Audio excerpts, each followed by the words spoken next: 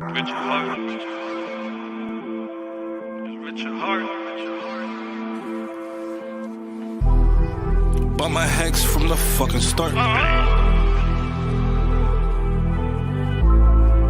Point one every day we mark. Bought my hex from the fucking start. Sacrificing all this bread like I'm Richard Hart. Got paid on big payday and I had a hairy start. Now I'm checking on my pulse just to check my heart. Bought my hex from the fucking start. Sacrificing all this bread like I'm Richard Hart. Got paid on big payday and I had a hairy start. Now I'm checking on my pulse just to check my heart. Checking my metamax moving. Look at the hex, he is mooning. Looking at wives they be choosing. Peter is why they be losing. Pull chains out and they'll get me a check. He's gas up and it got me a mess. Remember the times he died collect. Hex I been eating, I'm dying in the best. Getting this back like a year ago. Getting this pulsechain lingo. Swerving the ring like a Lambo. Getting this back like a year ago. Getting this pulsechain lingo. Swerving the ring like a Lambo. Bought my hex from the fucking start. Sacrificing all this bread like I'm Richard Hart. Got paid on big payday and I had a hairy start. Now I'm checking on my pulse just to check my heart. Bought my hex from the fucking start. Sacrificing all this bread like I'm Richard Hart. Got paid on big payday and I had a hairy start. Now I'm checking on my pulse just to check my heart. Richard Hart. Richard Hart. Richard Hart. Richard Hart. Oh, fuck. I forgot to do this.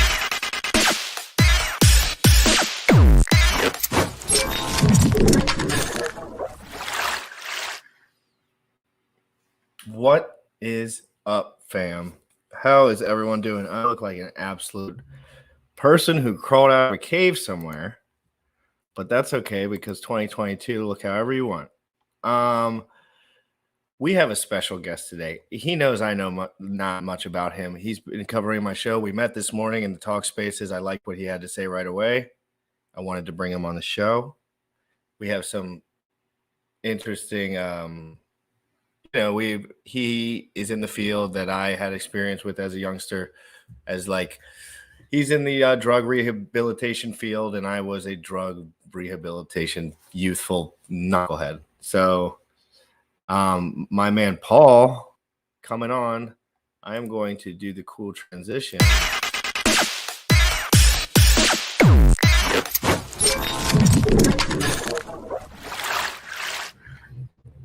Paul, what do we got, my guy?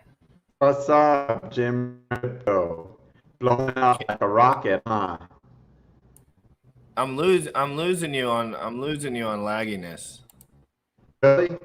A little bit. Just to just camera off, you know. Yeah, you want to just camera off for a sec? Yeah. How about now? Yeah, I think that's good for now. Let's keep it like that for a second, and then we'll revisit it. It might. Okay. How are you doing? It's been a pleasure to watch your whole journey. Hold on one second. I'm trying to see. You're lagging out totally. Okay. 1 second. Hey, Paul, jump out. Go ahead and jump out and re-click the link. Thanks. Oh, he's lagging out like crazy. He was about to give me all sorts of compliments too, which would have been really nice. Just kidding. He seems cool. I like him. He said he's been watching me. That's cool. It's cool to hear that, I guess.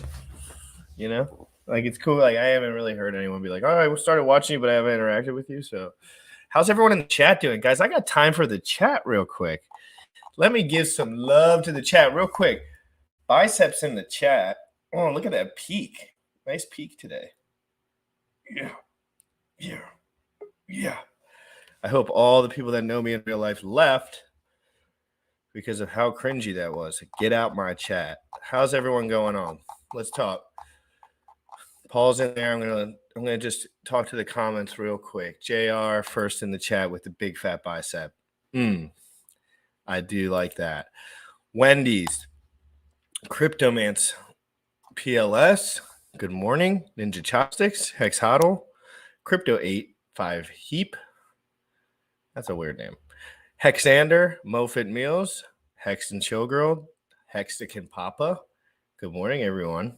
How's everyone doing? I hope everyone had a good morning. I've pretty much had a good morning, pretty productive. I'm hoping I don't burn out too hard later, which I have a feeling I will, but we'll see how it goes. Bullish, producer Bullish, as always. If you have not followed Bullish, make sure you do. He is the man. He's the producer. He helps me, and he's my friend, and he's awesome. And he knows a lot about crypto, but he's also learning, just like me. JR, as always, thank you for coming by, stopping by. Vortexican, good to see you. Great to see everyone. Make sure you guys hit the like and share this. Sam will be here in a little bit, guys. I forgot to mention, Sam will be here in just a bit. He is at the airport and picking up his girlfriend. So he'll be back in a bit. Nate Stakes, good to see everyone this morning. Jen Hex. Hey, Paul, answer this when I pull you up, but I had one of those experiences last night where you kind of wake up, but you're still asleep and you can't move. And it was really annoying. And I did not like it. It's like the sleep paralysis where you kind of wake up and you're like, but I could not move my flipping body. It's freaking me out. Has anyone ever done that before? It freaks me out every time. It happens like not that often, like maybe not even once a year sometimes, but when it happens, it freaks me out. About to get some coffee. Hex Orca. Dang it, I left my coffee right in the other room. I'm going to grab that real quick. But we're going to invite him back up. Everybody, thank you so much for joining in. The comments are absolutely going nuclear. I can't even keep up with them. Who would have thought? Just a gym rat over here. Paul Chavez, how are you doing? I'm amazing, man. Can you hear me better now? You're definitely still lagging like crazy. How about when the camera is out? Hold on one sec. Talk real quick. Camera?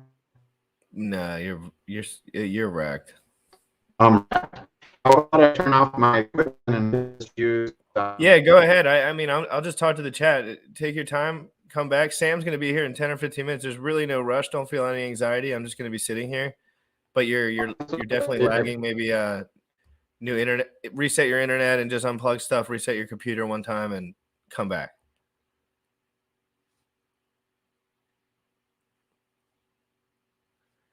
Paul Chavez, people. Paul's a good guy. He'll be talking about he's got a lot of stuff. Cryptographics. I will send. Oh, hold on one second. I'm going to send a few links out now because of the technical difficulties. And we can always revisit him if it's not working. And if it is working, we can always continue down that road. But you know me, I'm a showman. I can't help it. I really, really, really am. So I want to put on a good show. Give it a few seconds for the connection to stabilize. I agree. I will do that next time. I am going to cryptographics. If you're bored, only if you're just chilling, dude. Like, obviously, don't come in. But Sam will be here, cool, and we're gonna literally be talking for an hour about some mind-bending stuff that I know you. I know what's right up your alley. But of course, if you just want to chill, never feel free. It's really not no stress here in Willy Wonka land. If you fight sleep paralysis, you get trapped. If you accept it and relax, dude, I never accept it and relax anymore. Send it. Cryptographics, you won't. All right, let me talk to the chat some more, guys. All right, let me revisit. Let's LFG, guys. Space case. Ooh, look how a couple days on the diet, and I can already see the trap, a little bit of trap pop right there. A little bit of pullback on that. Looking good, GRC. Looking good. Yeah, dude, what's good? I've been watching your stuff. To be honest, the stablecoin stuff yesterday, I don't know. I was in a weird headspace last night. I didn't really feel like paying attention to much, but as always, cryptographics crushing the scene. Absolutely parabolic nuclear speeds for cryptographics. 40 live watching. Everybody, hit the like, share this out. We got a couple guys coming in. I got an hour and a half, guys. I am in no rush. You want to talk about diet? Anyone have a diet question, a crypto question, anything to infer, any question about my life?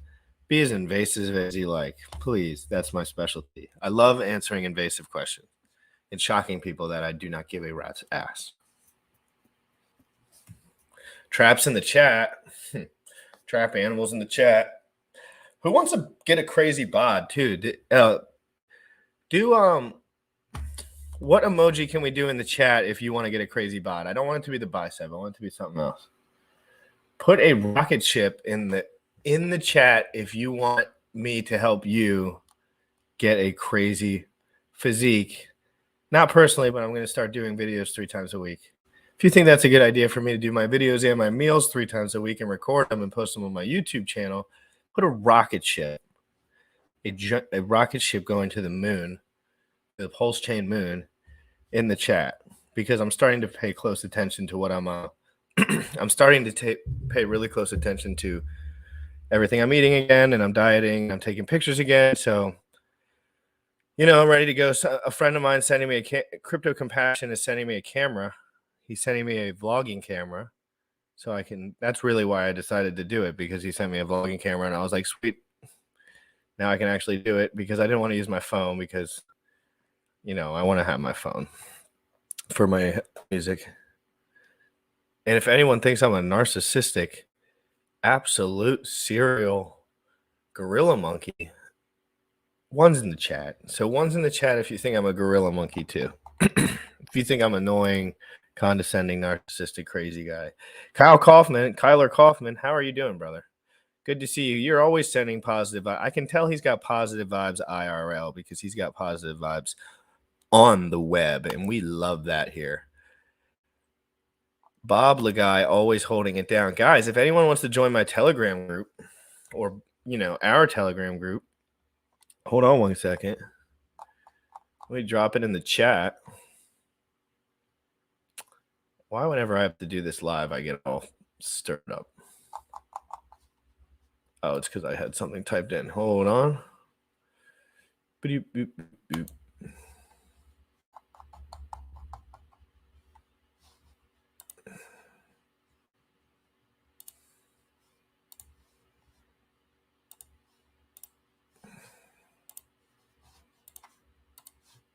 Boom, boom, boom, boom, boom. There's the Telegram group, guys. Sorry for being so late to the party. Again, we are going to be talking to a mental health specialist. But for now, why don't we look at the Hex price a little bit, even though it's not the best topic in the world. We'll check it out. Although we are all bullish on Hex long term, at least I am. Let's see where we're at. 11.5. Could be a great buy zone. Never think of these opportunities. Hold on, let me pull up the chart.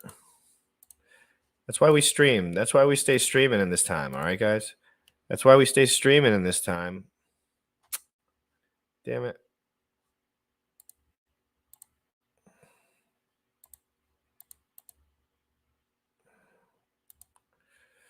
Jesus, I'm so stupid. I didn't mean to do that. There we go. Oh, hexdailystats.com. The best stat site in the world. 11.6. T-share price 2474. Ooh, that's pretty juicy. Bullish. That's so juicy. Ooh, that T-share price is juicy. I'm sorry. T-shares in my mind are always worth more than a Bitcoin when I think about it. So when I see a $2,400 Bitcoin, that's nice. T-shares are greater than Bitcoin, that's for sure. T-share rate 21,267. So if you divide that by 3, which is roughly 7,000. Yeah, come on, say what's up just while I'm killing the time, if you don't mind. I think I sent you a link. Hold on. Because now I'm just killing time, and I was expecting to have a Sam. But it doesn't matter, guys. But anyway, so 21,000 hex per T-share, 21,267 hex per T-share. Divide that by 3, and that is the minimum you can get for one full T-share with the max multiplier. So it's roughly 7,050, I think, or like 7,100 at the max multiplier for duration would be roughly one T-share. So for 7,000 hex, 7 to 8,000 hex, I think, if my calculations are correct in my mind, which they could be way off. So put a loser in the chat. But I'm pretty sure 7,000 hex can get you one T-share today, which is cool. That's really cool, isn't it? I think that's really cool. Boom, boom. We are going to see, you know what? I think if I do this intro and invite Paul back on, it will work better because this intro really spices things up.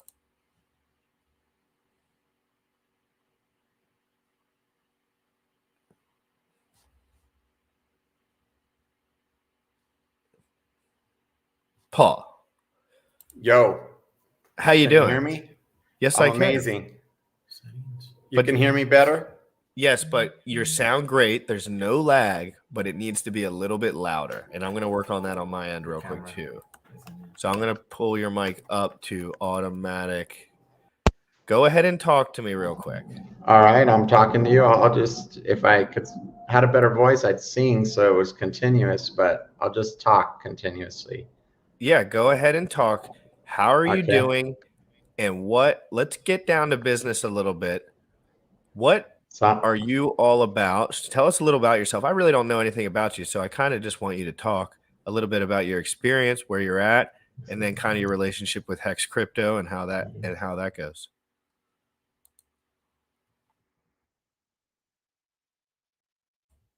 Hold on, your mic is muted.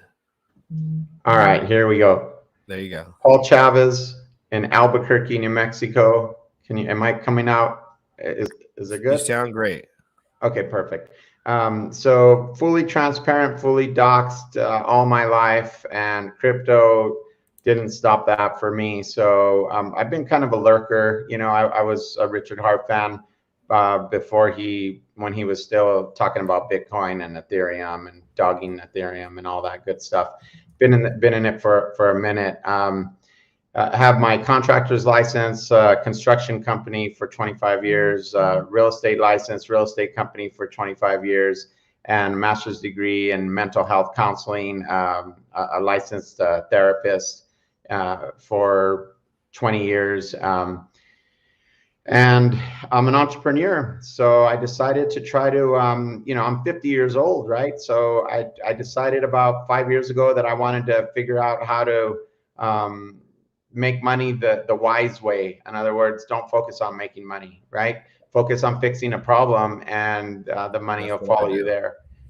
So I figured out, what do I love to do? I love technology, and I love empowerment, right? Like my superpower is radical acceptance, right? It's what allows me to be peaceful and joyful and excited and happy every day, zero anxiety. No, I mean, I've just been blessed, right? But can I ask you a quick question before we continue?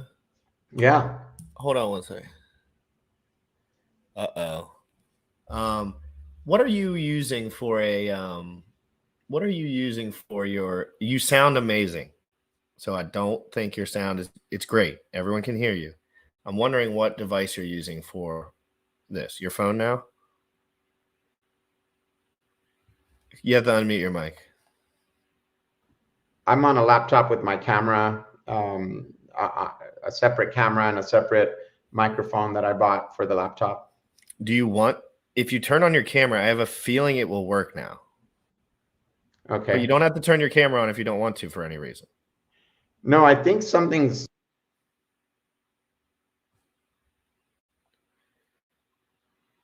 I don't know. I think it'd be great if people saw you. I don't really, it's for the conversation's sake, it doesn't make a difference to me, but just for them to put a face to the name is nice. But again, talk to me, unmute yourself and talk to me.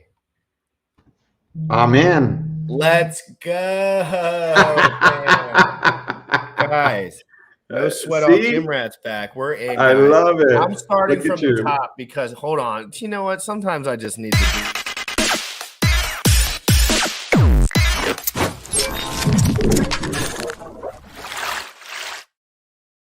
Guys, I'm running a show here and I'm loving it. All right. Sometimes you got to roll with it. Audio problems, part of the game. We got our guy, Paul Chavez, coming in. Absolute unit. His resume was, I couldn't even remember what he was saying because it was just pack loaded with just deliciousness. What's up, dude? What's up, Hexicans? Fucking pulsechain, pulsex, but never work again money, baby. I couldn't be more grateful, man. I have busted my ass. 50 years old. I busted my ass in the system. And this system is brutal, brutal. All you need is Richard Hart and a little mini bag. And then boom, wait a few years and oh, damn. All my degrees, all my fucking certificates, everything I had, like, it just doesn't even hold. I'm just telling you, man, it doesn't. Like, I have worked my ass off. My dad worked his ass off. My mom worked her ass off. I've worked my ass off. And it's like, thank God for Richard Hart, for Hex, and now pulsechain and pulsex, because that is why I'm here with you right now. That's why I've been able to step back and move towards what I love doing and bring that into my every single day life and roll that into how I'm going to empower other people, support other people, make other people more powerful. It's beautiful, dude. Beautiful. And I mean, your story's beautiful. You're so lucky, man. You're young ass. You are so lucky to be figuring this shit out at your age. It's mind blowing. Oh, it's an effing nightmare to figure out, though. I'll tell you sometimes, like this stuff, it is definitely, there's a buy wall still. It's getting easier for people to get in for sure, even since I've gotten in. But my God, you're going to take a couple L's. You just know it. You kind of got to know it. You don't know where they're going to come from. It might come from your account. It might come from real life. It might come from family. Your girl's going to do whatever. Like, it's always going to be something. And if something ruins you, if one thing happens in your life and it ruins you, you aren't much to stand for anyway, in my opinion. No, like, if my money is gone in my account and that just makes me nothing of a human, like, you got to build yourself up way more than just the stuff that you have. Obviously, when you have kids and stuff, it's different. Crypto destroys everybody before it gives you your dreams. It just does. Everybody. I mean, I haven't heard many stories where somebody didn't get wrecked, what felt like everything they had, and then now they're, they have never worked again money. I mean, that's, it's the journey, man. And I mean, I've been in it for 6 years. I've been, I bought my first AGI, General and Singularity Net, Artificial General Intelligence, AGI. That was my first coin I bought in 2016. And it's because I believe in Ben Gortzel, the founder of that. And it's about using AI in an open source way rather than letting, Facebook and Google and all the other ones be the owners of artificial intelligence. So that was my beginning, and I've been grinding it out. And during that time, stood up the first nonprofit methadone clinic in the country because I'm trying to solve a problem: homelessness, substance use, and mental health. And I wove that into what I love to do, which is be powerful, right? Be powerful as a human being, meaning, how happy are you? How much suffering is in your life? How much can you manifest what you want in this world? Like, that's how I, for myself, define, power, right? And so it's important to me to figure that shit out. I've been figuring it out all my life, right? And that's the journey I love doing. That's the podcasts I want to listen to, and that's the content I want to digest, right? And so tech now is evolving us as a species, right? Like, all of these tools are evolving who we are, how we are, and what we are. And so I was fascinated by all that. So I said, okay, I want to be on the front edge of all the tech as it pertains to being a human being. And then I want to solve the most gigantic problem I can find that people are suffering the most from: substance use, mental health, and homelessness. So that's it. That's what I did. That's what I'm doing. That's what I invite everybody else to do. And it couldn't be better time right now. Crypto, blockchain, DAOs, Web3, NFTs, all the stuff, dude. It's like, it's too perfect, right? Like we could go down any one of those rabbit holes for 8 hours. It's the bandwidth issue is we're in a crisis right now. So I said a lot there, man. Just go any direction you want. All right, I'll go in a direction.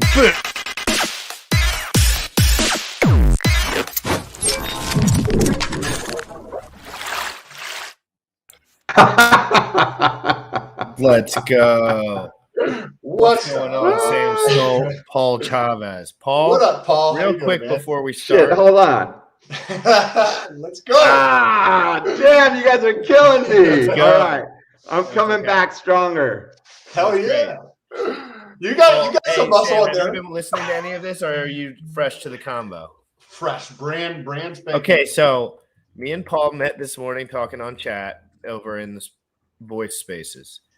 And so we started talking, and I noticed his name, and I noticed he was talking about recovery stuff. And I noticed that he must have had experience in that field because of whatever he was saying at the time. And then he mentioned his credentials. And I want you to mention real one time for everyone in the audience too, because there's a lot of people that don't watch Hex don't look at Hex necessarily that are watching too. So some of your credentials, and then again, I know you already did this, but we had all that buzz up, but some of your credentials, what you kind of do in person, and then what you'd like to do in crypto, and then your experience with Hex, just summed up a little bit.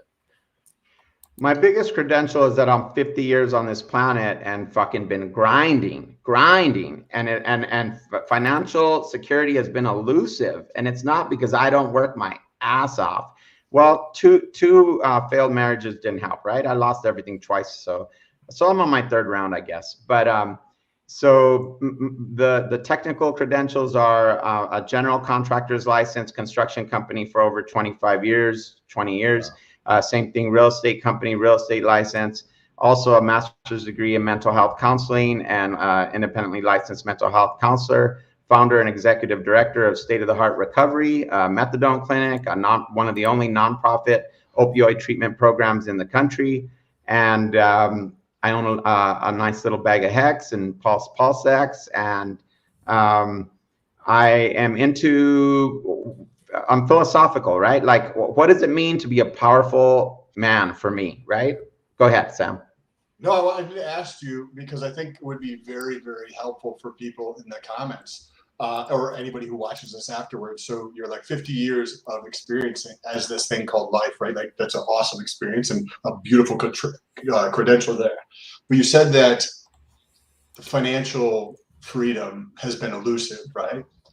So why do you, because from my point of view, to understand the way people think, I'll ask them questions, and to the words that they use will describe how they think about the world, right? So why do you feel that you've said it's been elusive for the last, 50 years or 49 years? You know what I mean? You feel like you're clicked. I have an amazing belief of why that's the case. It's because if I had been successful earlier, I would be too comfortable. I would not be trying to like spend the next 50 years solving like one of the biggest crises on the planet, right? I'd be chilling on the beach. I'd be just only time with my kids.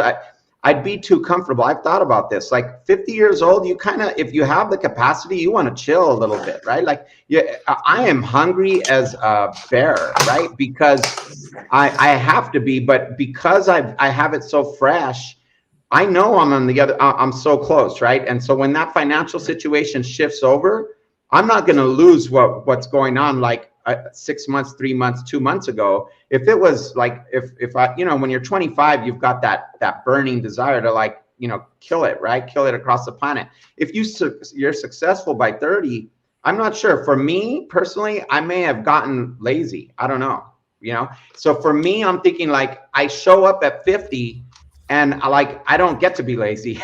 I'm still busting it, right? So for me, the other thing is my greatest strengths are my greatest weaknesses, which is probably for all of us, right? So if people are dying on the streets, chaos everywhere, bombs are coming down, aliens are walking around, I'm golden. Like chaos does not faze me. Like I'm totally, I have radical acceptance. I'm the same. I love a nice problem. Yeah, I've got like the superhero power of radical acceptance, right? But when you're so powerful, like people hold on to stupid baggage. But it's a kryptonite when it comes to trying to make a meeting on time. Like there's no organization behind me, right? So how do I make sure that my life's organized enough? Do you think that's what stopped you? Do you think that's what held you from the financial POV? Huge impact because listen to Paul, guys. Like he's doing this at 50 years old. He's like, I fucking figured it out now, and now I'm fucking hungrier than ever, right?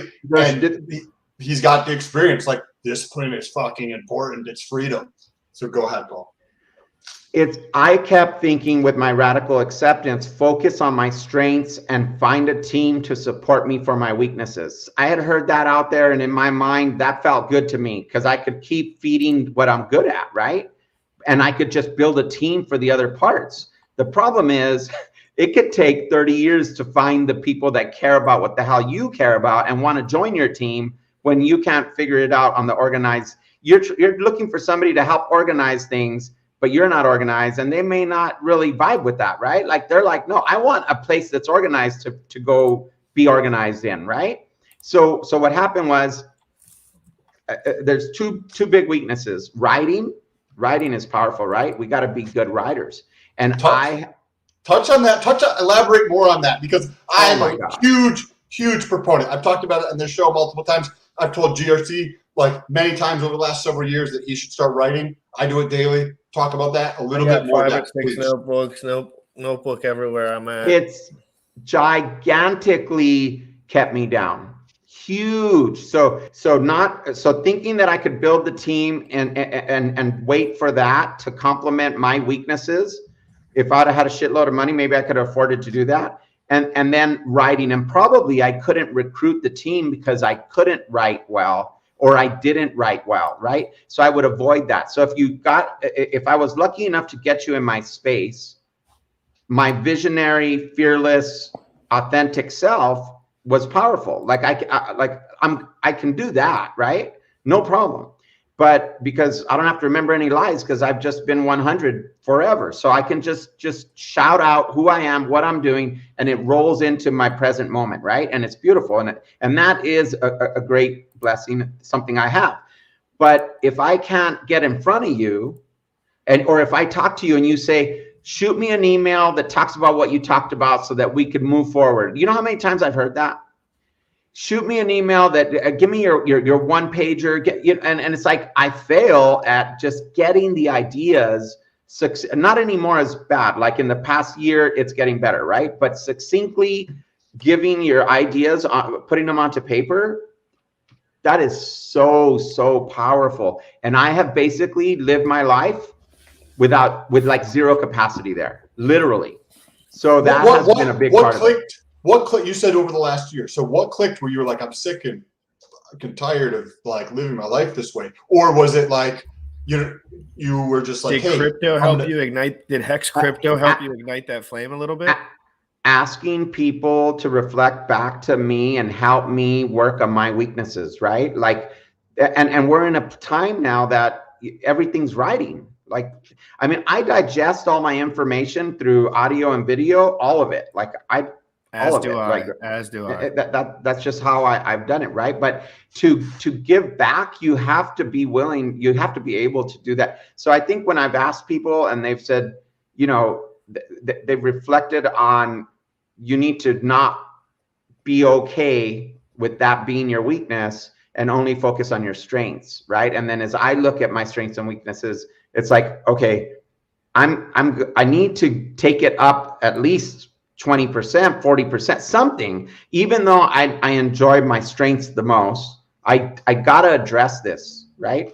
So I've just worked to address that. But thankfully, the team has also building, right? Well, because the Hex community, I mean, I've been lurking in the background, but I stood up State of the Heart Recovery at the same time I bought my little tiny bag in Hex, right? You know, when it got going, right?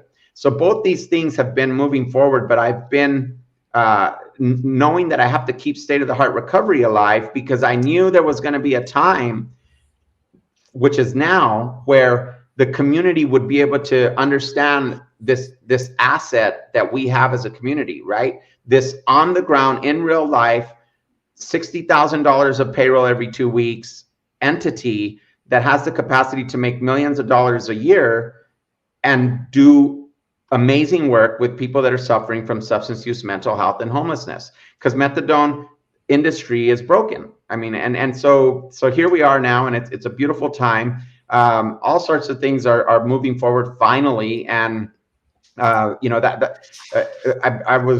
I mean, this happened perfectly, but you know, there's so much to like unpack that we'd have to have, you know, a six part 1 hour series to like go down, you know, all the parts, right? But it's beautiful. I mean, it's really an opportunity for all of us, like middle class, upper middle class, super wealthy people, to find purpose and value and give back in this really concrete way that also helps people get wealthy and heals and creates sobriety. We're basically going to create the algorithm for sobriety and healing that they say can't be done, and it's going to be rolled into housing and mental health. It's definitely possible, guys. Like, there's not one way to recover from stuff, and no matter what anyone says, they can tell you whatever they want. And I'm not hating on the AA or NA communities at all. They're great or whatever, but like, someone's not going to tell me what's going on in my mind. It's just not really how it works. Like, I can infer enough just by being a human that I could not anticipate what someone else would do.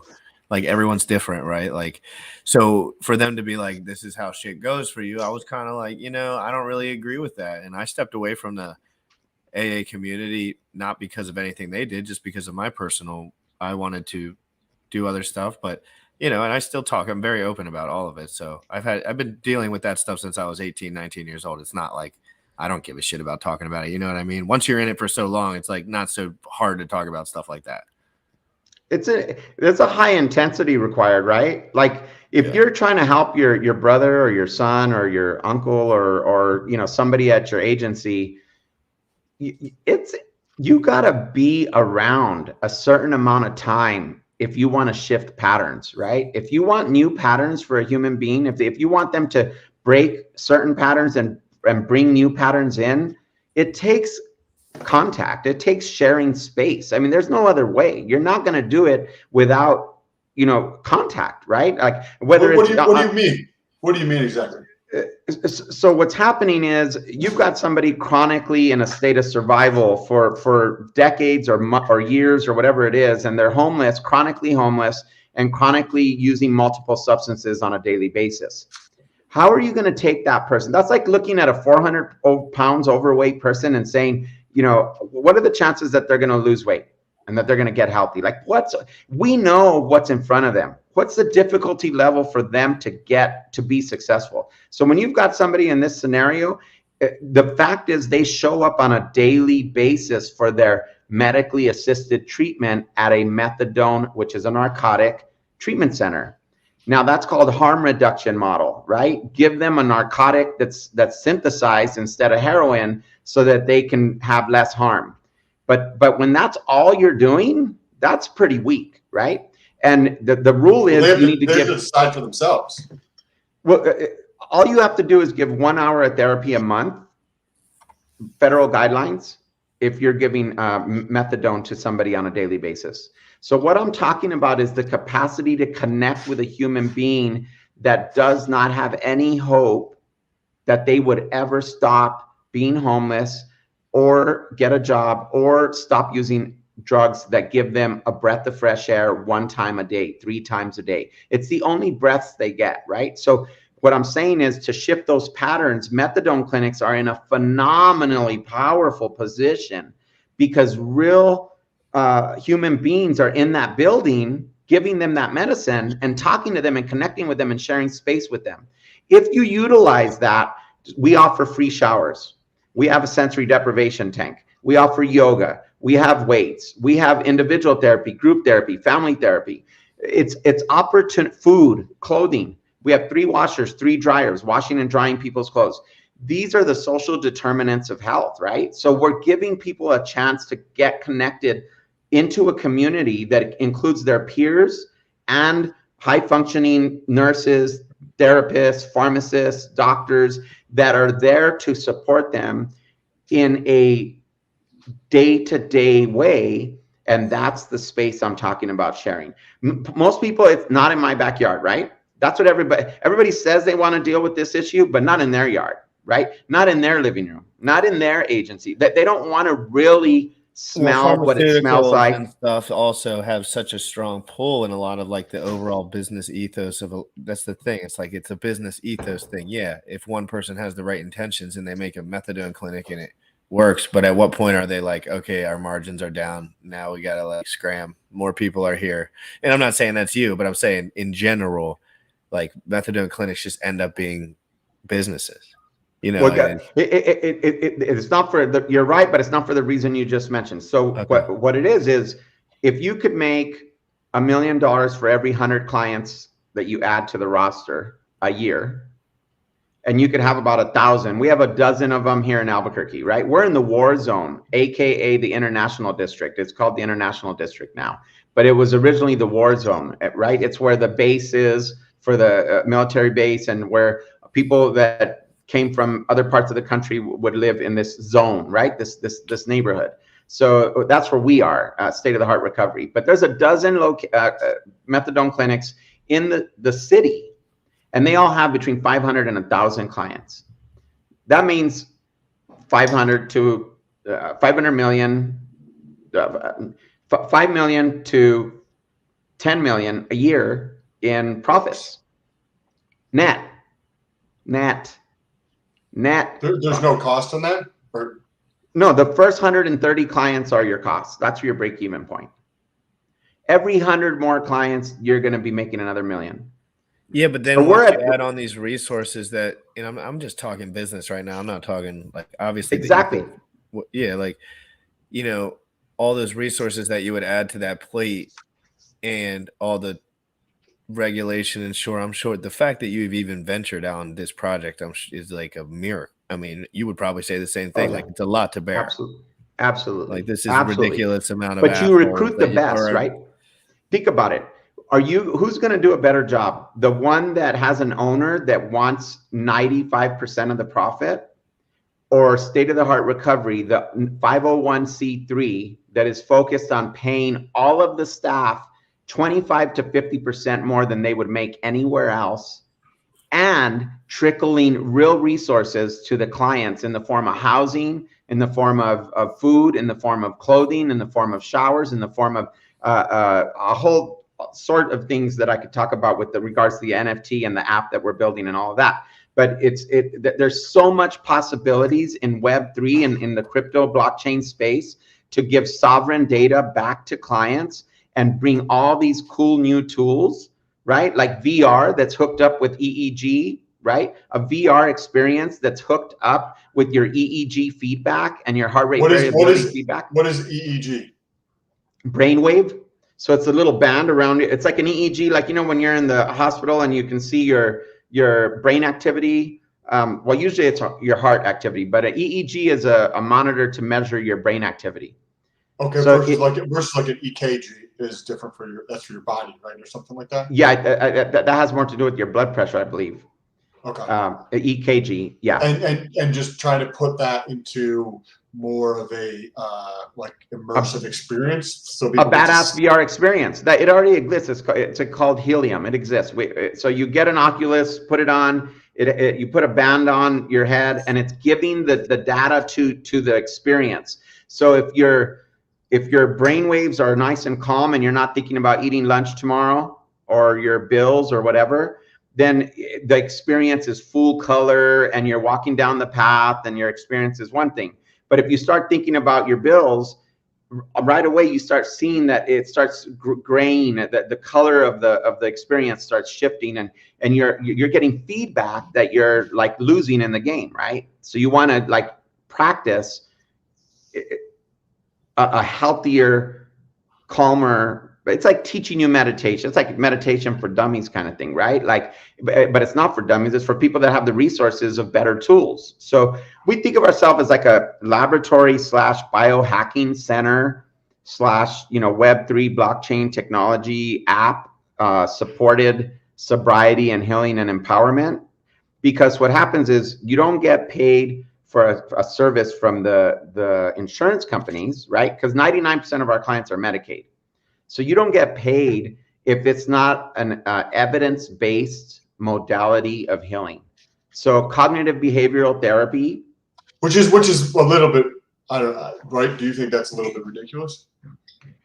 It's absolutely ridiculous, right? Because a shower will help somebody get healthy, right? If they're homeless, good, and right? they're For the right person, yeah. Yeah. I mean, for somebody that's homeless using meth for the past 9 months and they haven't had a shower in 17 days or 17 weeks, you think a shower might help them to like shake it off, right? Yeah, depends on the person, yeah.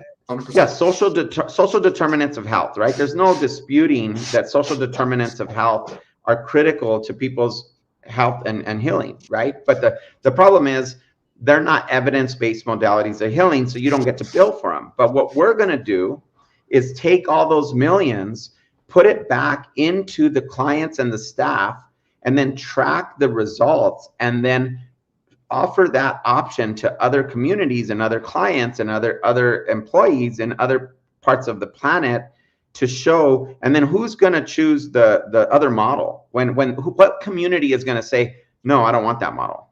So it sounds like it's a way more holistic approach, and instead of like, which I completely like, the medical industry today, it has so many perverse incentives, and they promote drugs. I view a doctor as just a vending machine for drugs, or like an affiliate link if you want to think about the digital world. Like, oh, hey, you can go buy this glass. Click the link below, right? Like that is how doctors operate today. Not all of them. There's a lot of fantastic doctors, right?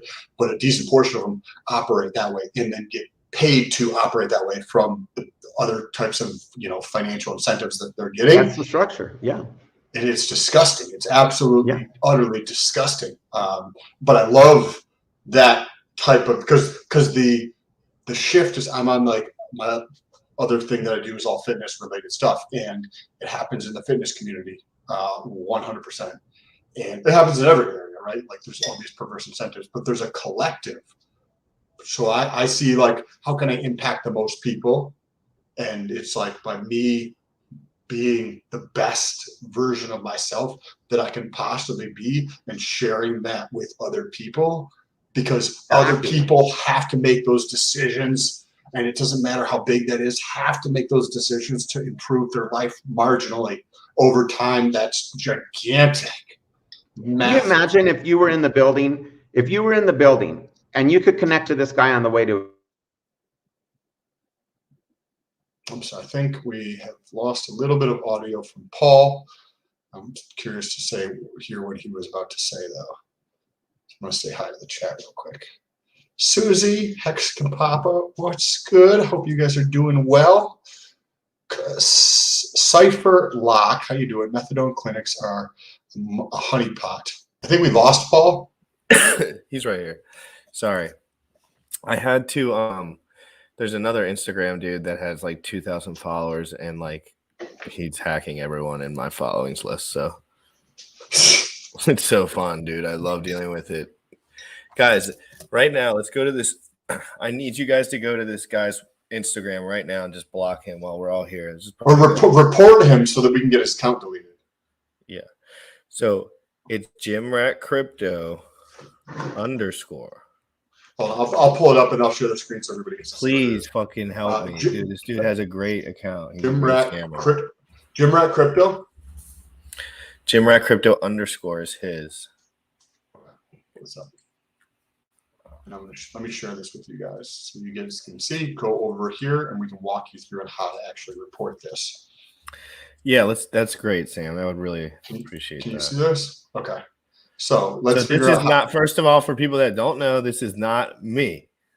This is not my account. I don't have that many followers, and I have more following than that or whatever. It's not the same numbers. It's only followed by one person that he follows. There would be many more people than one if it was my account. correct, because we follow several of the same people. Yep.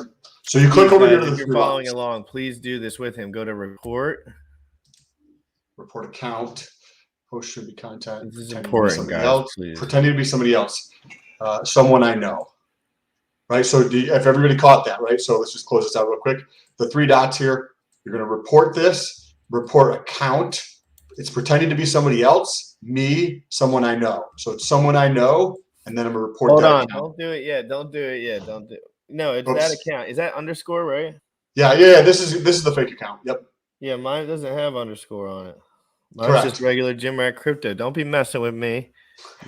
No. I saw. No, the comments. So mine's just Jim Rat Crypto with no underscore, guys. Yeah. So, and give me a follow, guys. Hey, while you're at it, give me a follow.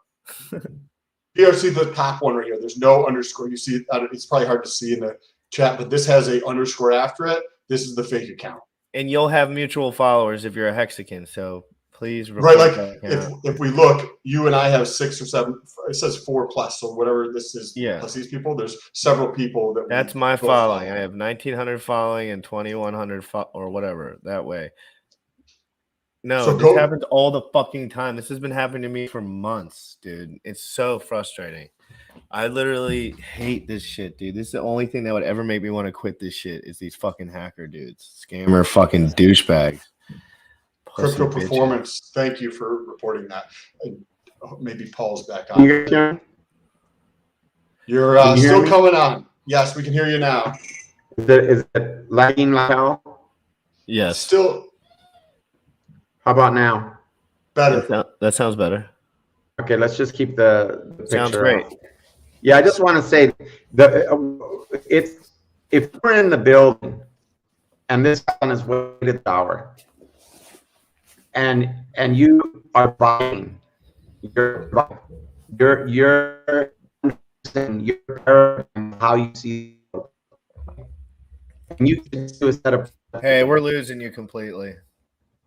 It's still cutting out. This is what we were having problems with when we first got started, and then it went off. Paul, I think everyone got a good idea of what you're all about. We can do a whole nother kind of setup where maybe you get, because the connection being bad it's hard to deal with. But if you want to back out and come back, and if it works, I'll feel free to come back in. But I'm gonna pump you out for 1 sec because. So Sam, talk to me.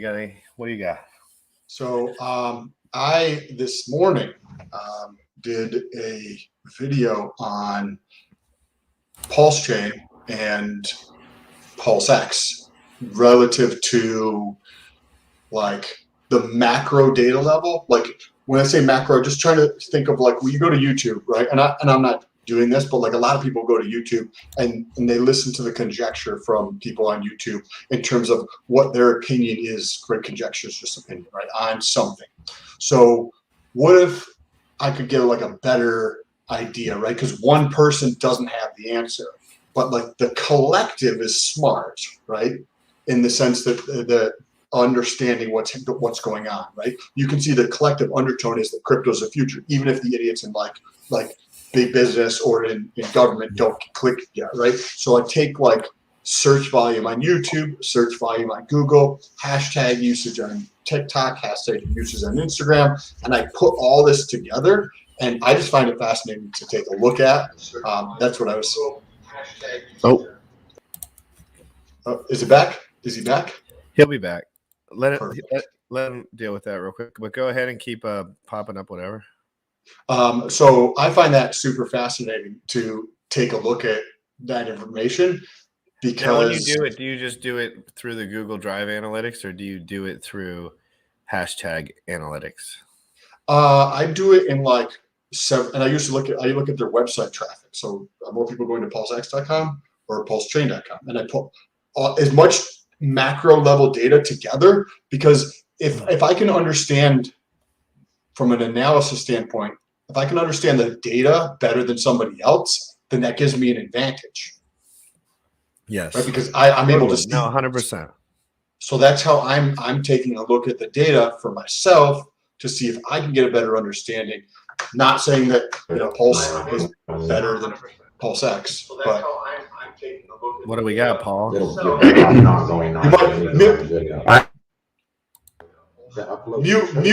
the video in the background.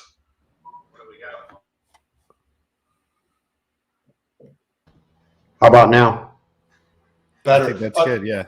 Another thing that can help with the bandwidth, so it's smoother, if you have the video playing, stop playing the video, but also mute it, because then that takes up the bandwidth or whatever. I don't think I have it playing anywhere. I'm just here. Yeah. Perfect. So you're back. You were saying something. It sounds much clearer now. I was trying to appreciate the impact that you in the building. Like I have a wellness director, right? He comes from a massage background. He's a masseuse, and we were giving him, if you were there and you saw somebody on their way to the shower, and then you convince them to spend 5 minutes, 10 minutes doing some push-ups or shooting some hoop in basketball, you're vibing with them. You know what I mean? You're connecting with them.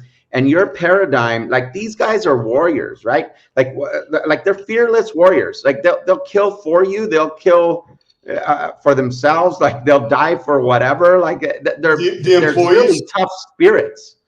The employees, the clients.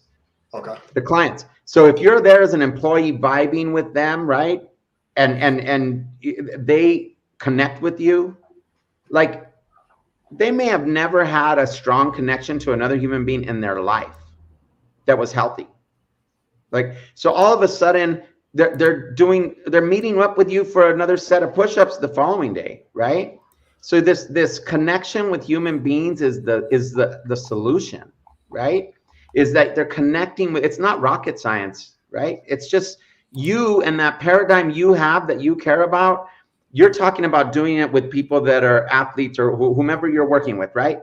They're middle class or higher. I mean, more or less, right? Like that's the like in the United States, that's what we're dealing with. But what I'm trying to say is the same solution we're creating with the app and the NFTs that are going to get more rare as you accomplish your goals. This whole thing that we're doing with the latest technology for clients that are struggling with substance use, mental health, and homelessness.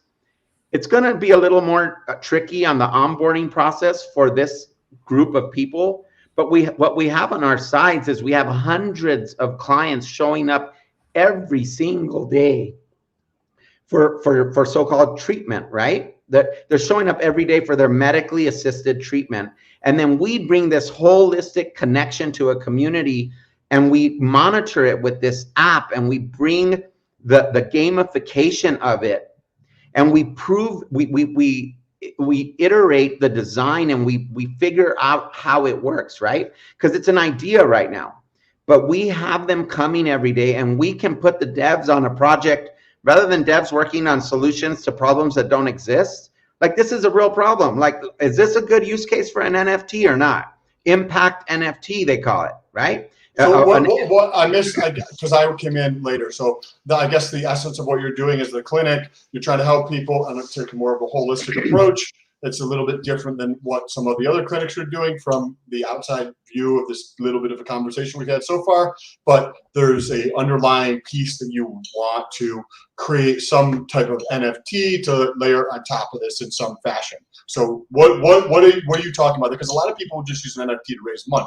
So what do you? So there's one thought process that you wait till you get an investor or you get $100,000 or how I find the money myself, and then I get something polished, and then I go to the community and say, hey, you guys, here's the product. It's audited. It's ready to go. Let's go. What I'm doing is I'm going to the community early because that's the way I am. Like I'm just. I don't know, I'm fearless, reckless, call it whatever you want. I'm saying, you guys, come to the Telegram now. It's not perfect. Come to the Discord now. It's not perfect. Can you talk about the impact NFT? DAO? Can you talk about the NFT, like what it is? What's the essence of it? What's the value proposition? Absolutely. there's different parts to it, right? So there's going to be an NFT that's related to social impact DAO, and that is a shared treasury, shared governance model for scaling this for disrupting the methadone industry, for disrupting substance use, mental health, and homelessness. I don't want to talk about that part right now because it's not as exciting. The other NFT project is what the social impact DAO is going to pay the devs to do. And that is the NFT that will be associated with the client. It's a client struggling with substance use, mental health, and homelessness. So when that client accomplishes things on a daily basis, that NFT will become more rare. When you buy that NFT, you're going to get taxed, and that tax is going to go to the client. There's going to be a multi-sig situation. They will not get access to the money without the treatment team signing off on it. It will always be related to the goals, the treatment plan. But basically what you could think about, because I come from a construction and real estate background, they'll end up putting a $10,000 down payment on a house 2 years after they've become sober, and we will help them buy their first house. But in the first weeks of them entering state-of-the-art recovery, or any methadone clinic out there that social impact DAO is involved with, once we get it perfect, right? Once we devise the DApp, the platform that the NFT lies on, all of this is in the workings, right? This recipe will be used for anybody on the planet. So even you working with your clients, you could use basically a whitelist model of this program.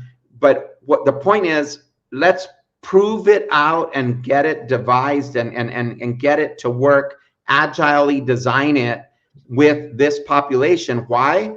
Because I'm the executive director and founder, and I have the appetite to do it with these clients. You can't go try to find another opioid program or substance use program that wants to disturb their profit with some idea like this. They're going to say, no, thank you, because it doesn't hit their... It's effectively like a donation model, it sounds like. But have you checked with other, like, nonprofit organizations? Because I would think that there's maybe somebody else out there that could connect with or like partner with that may also be in that realm of taking, you know what I mean? Like, instead of like the fucking, I don't have a television, but like, over a decade ago, I used to have a television, right? And you'd see these commercials that are like these like little children that are like sticks, right? And you're like, oh, you should donate here, right? And then your money just goes to some thing that they tell you is a good cause, and really you don't have any idea. So in this sense, it's may or could come across as more transparent if it's exactly. Well, that's the point. So the point is that my whole idea on like a Web 2 legacy system methadone clinic, it's just on the ground methadone clinic, right? But what I wanted to put those all over the planet with this holistic approach. But I also love tech, and I love Web3, and I love NFT tech, and I love all of the blockchain, all of the things that are happening right now. So what I'm doing is saying, hey, community, blockchain, crypto, hex, NFT, community, social impact DAO is going to get a token and its own NFT, and you could be part of it on the ground level. And we are going to get millions of dollars in that treasury, and we're going to make money both on the in real life side from disrupting substance use and mental health and home housing. Also, we're going to make money from NFT price go up, token number go up, because we're doing the models are out there. So what do you mean the models are out there, right? Because like the models for governance. I'll give a shout out to Token Engineering DAO. Token Engineering DAO is phenomenal. The Commons Stack, I'll give a shout out to Commons Stack. We should put them in below Gymrat Crypto. These are DAOs, decentralized autonomous organizations, that care more about giving tools to people to coordinate and govern and manage a treasury in the Web3 world, right? That's what's happening right now. Right now, what about for the person, like the individuals in the you said that that's going to be the piece that you seem to be most excited about, right? The individual comes in, right? And they're whatever you want to call them, a drug addict, crackhead, whatever that terminology, right? Client. And that client is going to get an NFT of some sort. Is that how you envision it at this moment? They don't get the NFT. The NFT is connected to their progress. So the rarity of the NFT is impacted by their goals and objectives that they meet. So when you buy that NFT for $100, next week it might be worth 140 according to the rarity of it, and somebody might buy it from you for 140, and there's going to be a tax on that, and some of that money is going to go to the center to get to that client.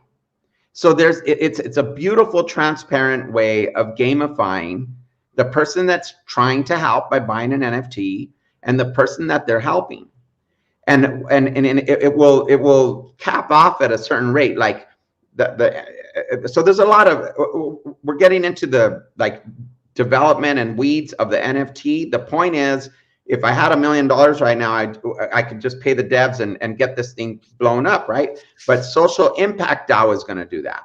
So the early contributors of Social Impact DAO are going to be the ones that own part of and have a say in this revolution to substance use, mental health, and homelessness. And State of the Heart Recovery just happens to be the genesis location that I'm the founder and executive director of, that has the bandwidth and the desire to let this experiment happen at with these clients, so we can devise the solutions. Ultrasound brain stimulation, transcranial brain. How are you? I mean, are you just like, this is the idea stage, or have you started on that? Like, how would you structure goals to be implemented in it? And so from my, like, I don't think of like I don't have like a super, like, I don't think of NFT as art. I think of it as like a smart contract. The art is like super trivial to me. Like, I couldn't care less about that kind of piece of it. The smart contract's important. That's like the value of an NFT to me. Not like, I couldn't care less about the art. So how do you actually go about structuring that in terms of the goal, you call them goals, the people, or is it so early in the process that you haven't come to that? No, it's totally doable. So I mean, there's the games like if you get some wood in the game, and then you get some metal in the game, then you go to the blacksmith and you connect those two things together, then they become a sword or a hammer. Like, there's all this gamification with NFTs that's happening right now. These tools that are coming out of the box that will allow you to regenerate NFTs on a day-to-day basis. So let's say that I have four points, right? Individual therapy, group therapy, negative urine drug screen, and or positive urine drug screen, and whether they got their methadone that day. So there's 4 things that could happen on this day. And let's say, you know, somebody did all 4. Well, there are 4 different gas tanks. There are 4 different, you know, parts of their house. There are 4 different parts of their body would have just gotten stronger, right? More clear, more. It's just basically like tracking their score through an animated vision on an NFT, and it becomes more rare, and it's super cool, and it's data impacted on a day-to-day basis. And I mean, so where am I with that? I'm in the stage of talking to a lot of people, but we're like, we're going to launch the Social Impact DAO to pay for the funding of this first IP, right? Intellectual property that will be a DApp and a platform and this way for anybody to use. How does it become more rare? Because everybody determines how rare an art is, right? Like, if you got 10,000 of them, and if it has a cigarette in their mouth, that's more rare, right? Like, we will define there won't be that many people that have gone 2 years from using meth for 12 years to 2 years of sobriety. Like, there won't be a lot of people that have done that. The people that have done that will have the rarest, the NFTs associated with those clients will have the most rarity, right? And somebody that relapsed after month 3, that's going to drop the. But wouldn't you think that would drop the value of it? If they relapsed? No, like, so say somebody's like decides to change their life and actually do something with their life, like take action in their life, is what you're describing and how I see the world, right? So somebody decides to actually do this, and it's been 760 days or whatever, 2 years comes out to be 730 days, right? So they're like, oh, cool, this person's taking action on their life.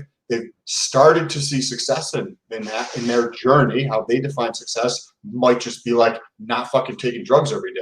And they've made a tremendous amount of progress over 2 years. So you're like, oh, okay, that's fantastic. So now let's focus on somebody at the other stage of the game. Yeah, it expires. That would go down. It's like a cap at 2 years, right? So 2 years later, when they've been sober and they bought their house, like the NFT is not going to go up in value anymore. Like, I mean, we could, that's something that could be talked about, but it's the first 24 months that we're focused on, because it turns out that in New Mexico, we have a certified peer support program, meaning that if you have been sober for 2 years, you're a peer, and now you can get certified with a 1-week class through the state, and now you can be a certified peer support worker, and I can bill for your service to being a peer with somebody that is earlier in their recovery. And I can charge $60 an hour for your time with that client. So I could pay you for 8 hours a day at $30 an hour. That would be $240. And I could charge for 4 hours of direct contact with clients at $60 an hour. That's $240.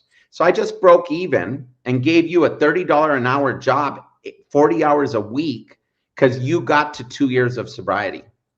And that's Medicaid approved. That's approved through the state insurances. That is an evidence-based modality of healing, is certified peer support work. So at the end of 2 years, the state has a beautiful program. And we're not the only state that has certified peer support workers that pays people to do this once you become sober. It's this beautiful way to give back to the community, right? So we just need the 24-month transition, and especially the first 24-hour transition.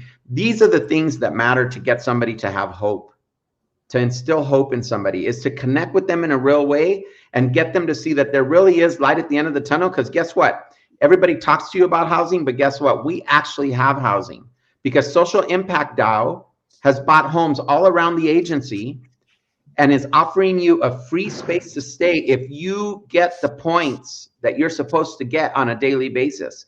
Well, what points are those? So can you tell me more about that? What do you mean? Yeah, this is how it works. Here's the leaderboard right now. Let me show you. Let me show you who earned their housing this last week, this last month. Let me show you how you can do it. Let me show you how you're going to get a backpack, how you're going to get a tent, how you're going to get your food at Wendy's. So this is the value prop portion of it. Right, because the other portion, right, it's like, what is the cost? That's how I always think about it. Like, somebody tells me about a business to invest in or start, or this part they want to partner with me, and then they'll go on about like all these amazing like ideas or things that they're doing, and I'm like, I try to like, what is the customer? Why is the customer going to want this type of thing? But it's like what you're describing right now is the essence of that, is allowing them to effectively have a job to acquire some type of living. And then you said there's an expiration to this, as in 2 years kind of thing. That obviously could evolve right here at the beginning stages. Right. And you've mentioned it twice, maybe 3 times, that to get a house. So how does that, where do you see that? Where's the vision? You, like 24 months, this person's been fantastic. They've decided to change their life, and they're actually changing their life now. How does that, do they fund them in terms of getting a house? They take 10 grand right out of the proceeds from the sale of the NFT. It's already waiting there as like a down payment for the house or something. Yeah. I'm a self-employed realtor, Earth Origins Realty, right? And I'm a contractor. I've been flipping. I've flipped houses. I've developed land. I can remodel a house. Like, so what does this project look like in reality at the moment? Like, Social Impact DAO has a Telegram and a Discord. and socialimpactdao.x will be the website. The issue is we stood up state-of-the-art recovery, and we have thankfully, miraculously survived. Because I was foolish enough and reckless enough and fearless enough to start this thing without any money. And I had to write off $1 million in receivables last year. We'll never get that money. I had no idea I was getting into the billing business. You got to figure out how to get paid, not just do the service. It's like, how do you dealing with the government? Yeah, Medicaid, 99%, right? We gave away $60,000 to our clients in free driver's licenses and like tents and bikes and electric bikes and phones and like cannabis card support and like so how do you structure that right now without an NFT? So some Joe Schmo comes in there and they're like, hey, I've been fucked up for the past 6 years or whatever, and I heard that you guys are way better than a place. Let me tell you the disaster, the shit show that we created. I would go every week to Sam's Club, because Sam's Club and Walmart are connected. So I would go every week to Sam's Club and buy $1,200 worth of gift cards, $5, $10, $20, $50 gift cards, right?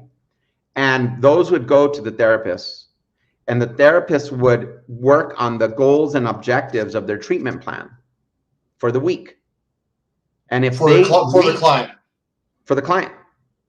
So and they're basically guiding them on the path of like, hey, where do you want to achieve? What are some things that are important to them? And getting them to say the words, because that's way more powerful than me putting them in your mouth.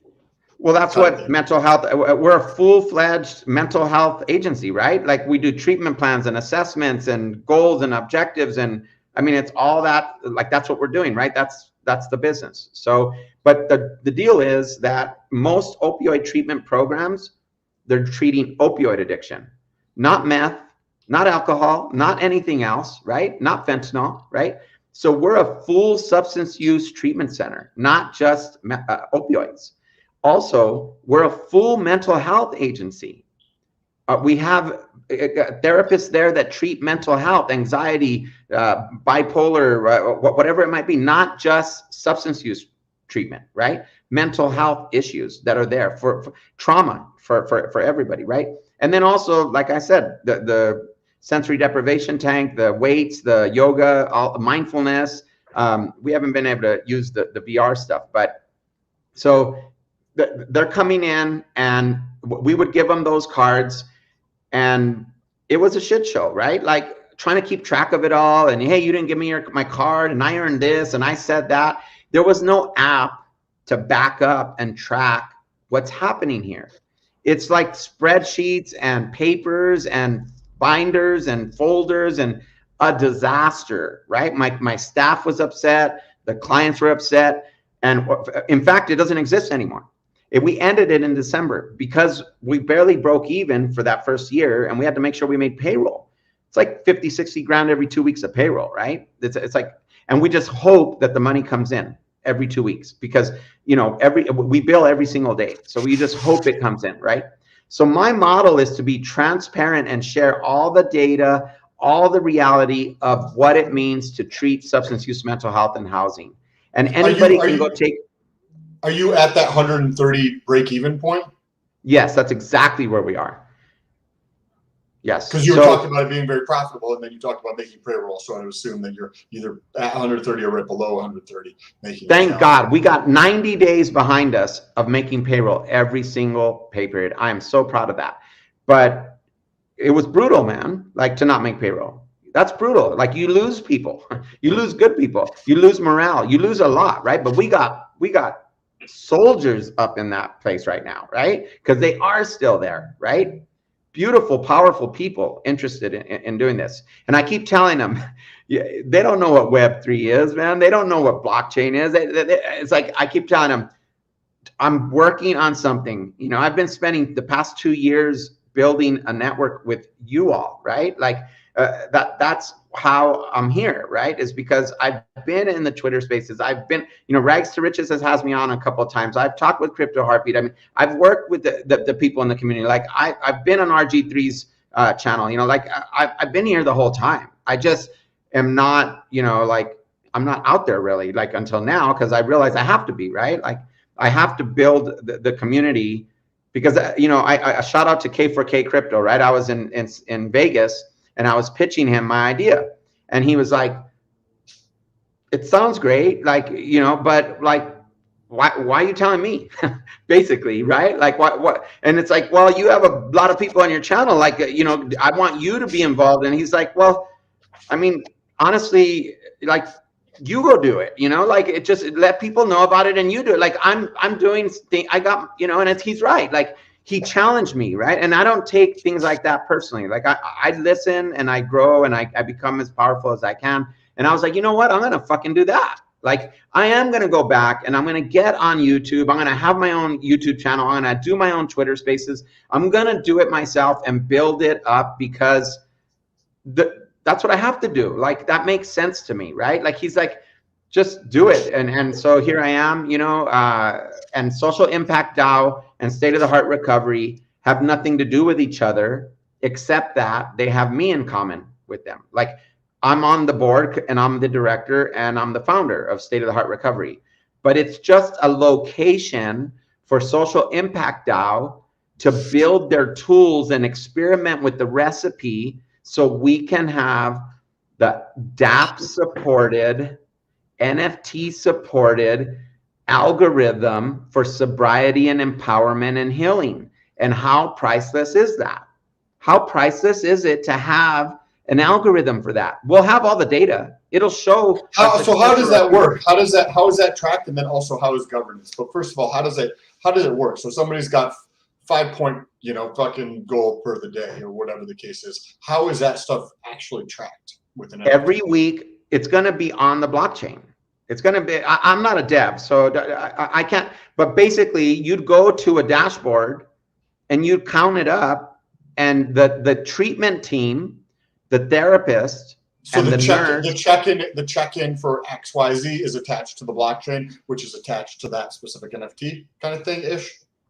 Yeah, everything's transparent, right? Everything's transparent. So if you bought an NFT, you're going to be able to go see through the wallet activity what has happened with that client, right? You're going to know how well they're doing, and you're going to know how much money they've taken out, and there'll be limits to that. You don't want somebody to go overdose. You give somebody $1,000 on a Friday night, they're going to go kill themselves. Like, I mean, there's a good chance. But you have to be very careful about what you're doing with that, right? It's a treatment team that is deciding what reward is getting to who, how soon, and it's all within parameters that make sense, like that your professionals, doctors and pharmacists and nurses and therapists have come up with. Like, we're not just randomly like giving people like lottery money. Like, that's just ridiculous. That would kill people. It's not smart, right? So it's all woven in to an on the ground, bricks and mortar, in real life methadone clinic and mental health center and treatment center. Like that, it's just it's bringing Web3 to a legacy system that is in a crisis. And at the end of the day, we have an algorithm, a recipe for sobriety and healing that is app supported. It's DApp supported, and it's also going to give their data back to them, sovereign data back to the clients. Right? This is a humongous issue. People's data is not their data, right? Just like Facebook. What about the electronic health record system that all of the medical system uses, right? They can get hacked. Well, it's not going to be theirs though, right? Of course it will. Well, we're going to bring all the latest tools, the tools of a wallet, not your data, not your keys, not your data. But you said they're not getting an NFT. They're going to be associated with it though, and their data is going to be theirs. So it's like a wallet, right? For their data, not for money, for their data. That's a whole nother conversation like that we're not even talking about. Kind of like the user front end on Staker app if you took away the smart wallet attached to it. Exactly. If you open up Staker app, you can send your wallet addresses to it, and it just shows you like the statistics, but it has nothing to do with the actual crypto. So it kind of like you can put up all your hex onto the stake graph and it'll show you on a graph everything, but it's just numbers. It's not your actual money. There's hundreds of people addressing sovereign data wallets right now. Wallets that hold data. Like that's a big industry. Like we could go down that rabbit hole for another 10 hours. So the fact is, you want people, we want to give people back their data, just like on Facebook. Why not when you go to the dentist? Why not when you go to the doctor? Why not when you go to the mental health center? Why do you not keep the data? Why are you unlock? Of course, you're going to have to unlock it to the agency that's treating you. They're going to need your data, right? But if somebody wants to do like publish the data, or somebody wants to crunch the numbers, because we're going to have some great data, right? We're going to have data about people doing a holistic approach and getting housing first and all of this great shit. And somebody's going to want to say, can I have that 3 years of data to crunch over here? Because I want to see how that worked, right? I want to see how much virtual reality they did. How often did they do it? Did the most successful ones use virtual reality daily or weekly? Did they work out with a trainer daily? Did Sam take them to the gym, once a week or twice a week? Was that on their first 4 weeks or on their last 12 weeks? The data that you're going to have is like, what is a word called? It's like data of progression, like on a chart that averages everything out to kind of. No, but the data on his side. Are you going to be able to? Guys, I'm going to put myself down real quick. Someone's running a vacuum. I got to. Yep. The data on your side, is that going to be like, because it would be the sound, right? Like it's still, if you still have access to the data, then it wouldn't be any different, other than people now also have access to their data. It's by permission. That's the difference. They know who has their data. Let's say they want to go to a mental health agency down the street. Can they take their data? In this version, yes. Right now, can they? No. You can't go to a dentist and take your data with you just because they've already have it connected to your wallet right now. No, but right now, when you go to the medical system, they have it on their app. It's not yours. It's ripe to be changed. People are trying to change that right now. Everybody, there's hundreds of companies trying to change that. We'll find the best one that we can find, and it'll be part of our solution, right? And it's addressing another issue. What's the other issue? The billing, right? That'll be another thing that we address. But all that's like not primary. Primary is tracking a few simple things that people should do on a daily basis to gamify their healing. That's it. It's that simple. And it comes with housing, and it comes with somebody that's going to work out with them, right? It comes with somebody that's going to walk around the block with them. It comes with connection, because methadone clinics have strong connections on a daily basis with their clients. It's just undisputed. That's the reality. What they're doing with that, well, now that's another question, right? What are they doing with that opportunity? What's the opportunity cost being lost by so many agencies right now that won't be lost through social impact DAO supported programs? Now, if somebody doesn't want to open up another one, then social impact DAO will put $1 million. Now I know how much it costs. It costs $1 million. I already know that now because I already did it. It costs $1 million to stand up a company, and a year later you'll break even, and then after that, you'll start making good money. It would probably be faster than that.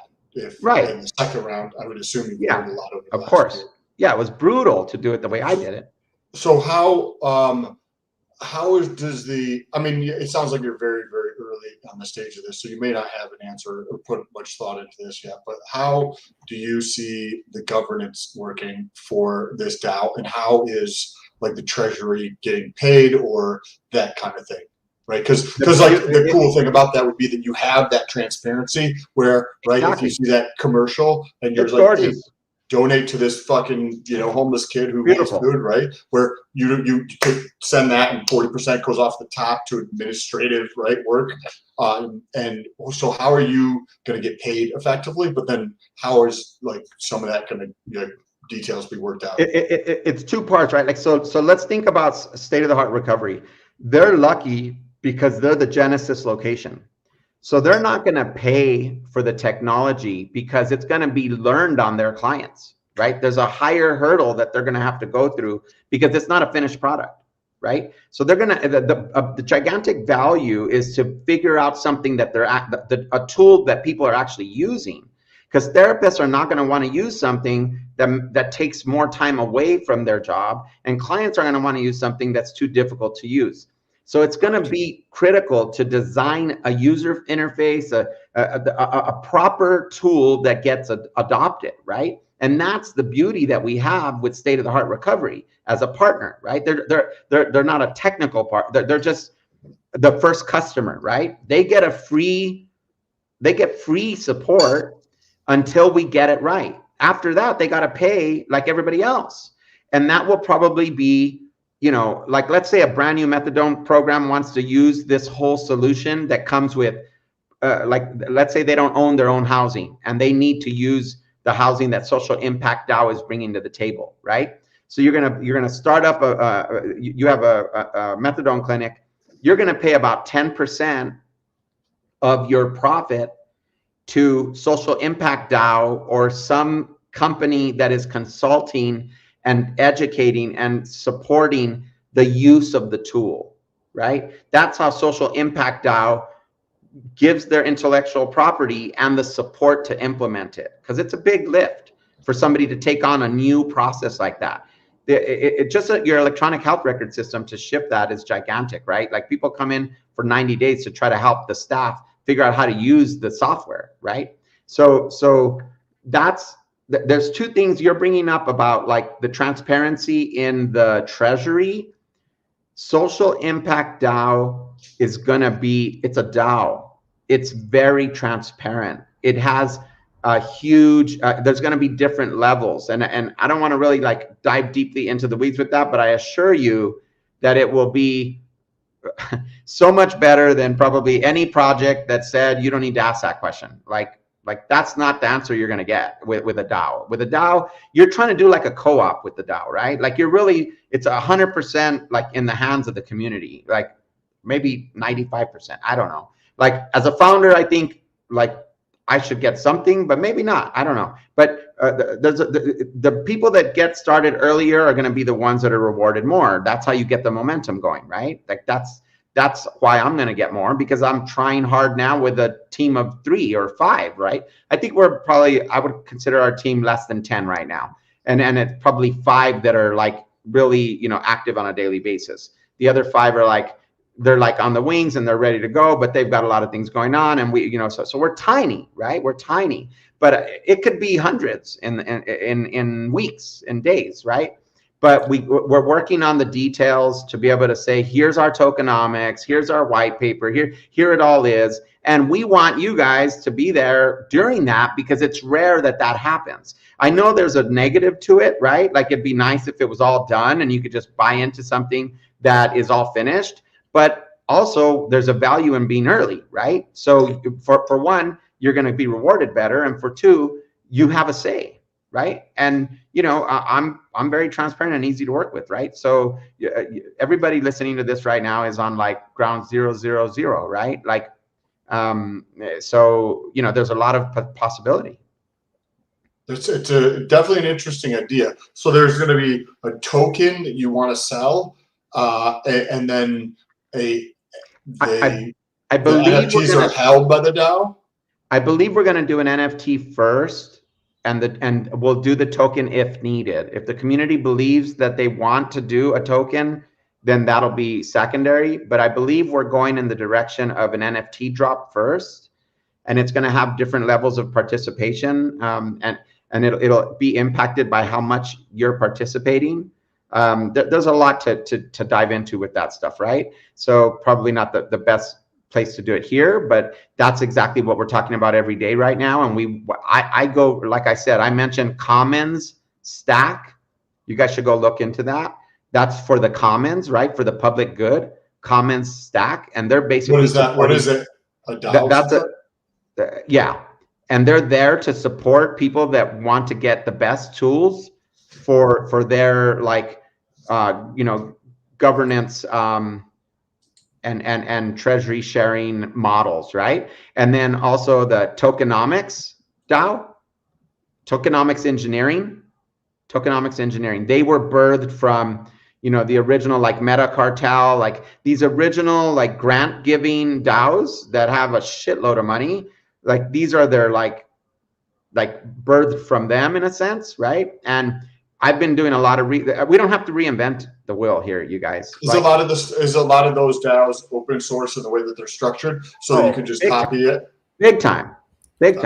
Yes, that's what's beautiful, right? So that's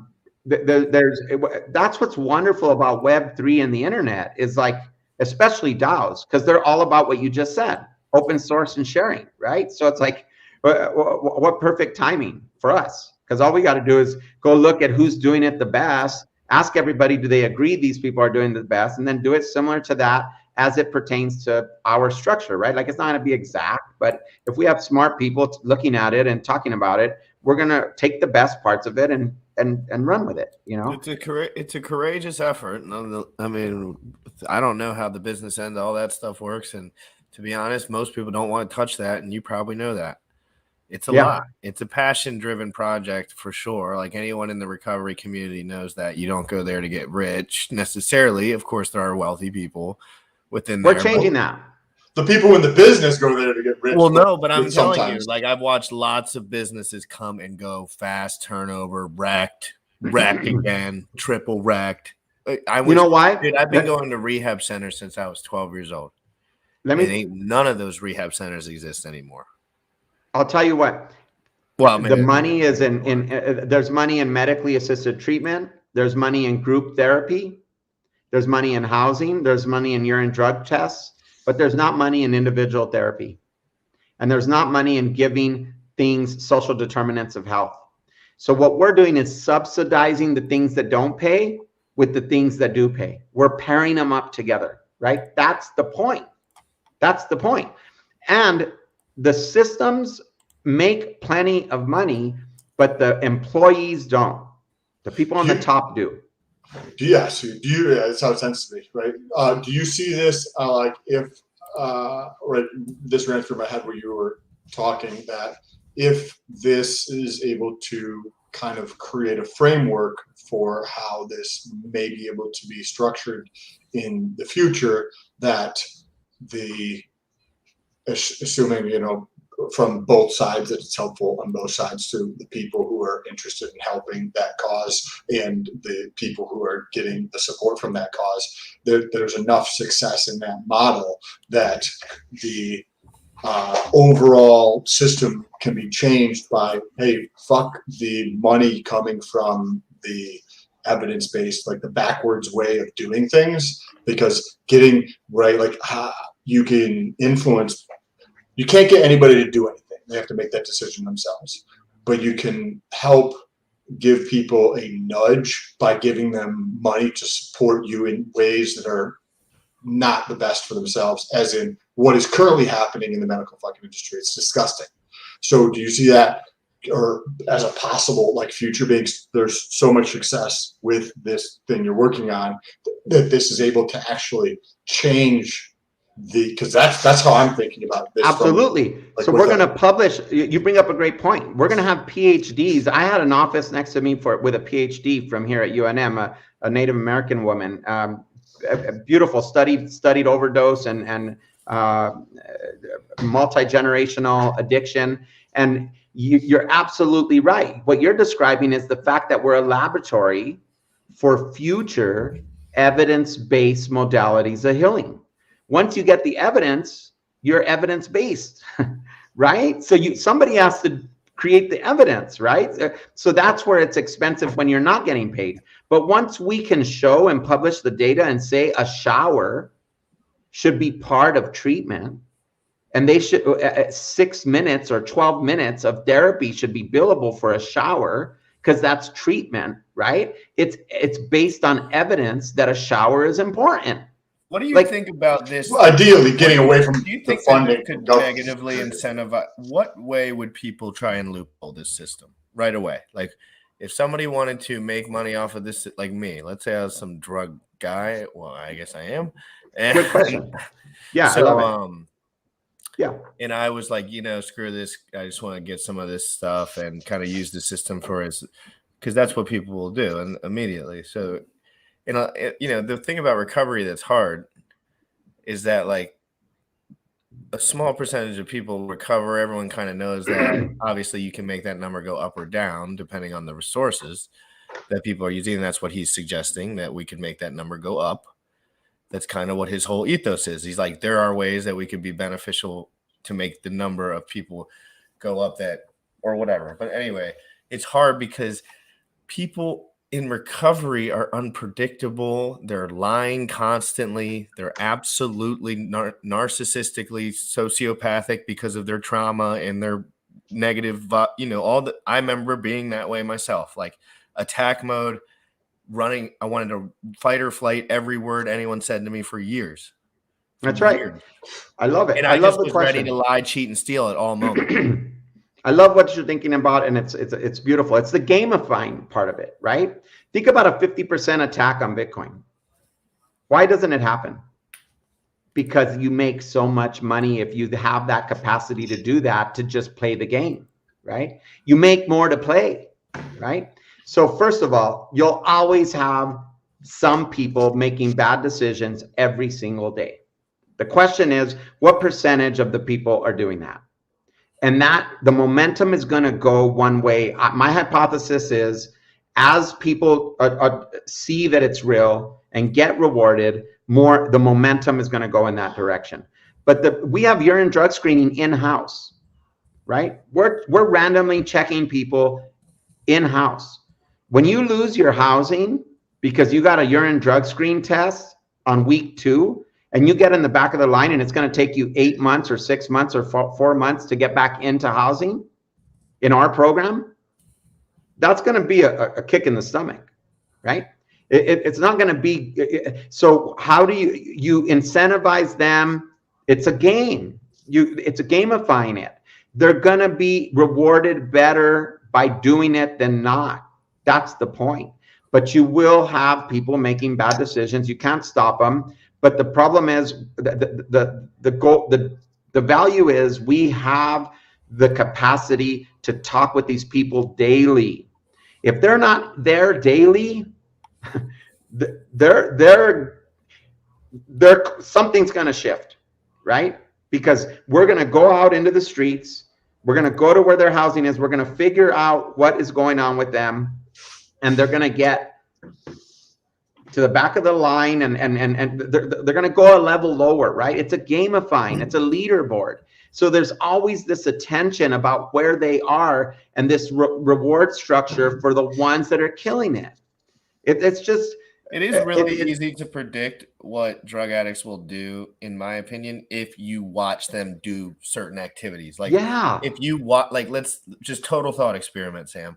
If you are watching a group of people from like afar somehow, and you get them to go hang out at noon, do something activity related at 3, eat lunch as a community at 11. I'm talking for drug addicts that are in the thick of it.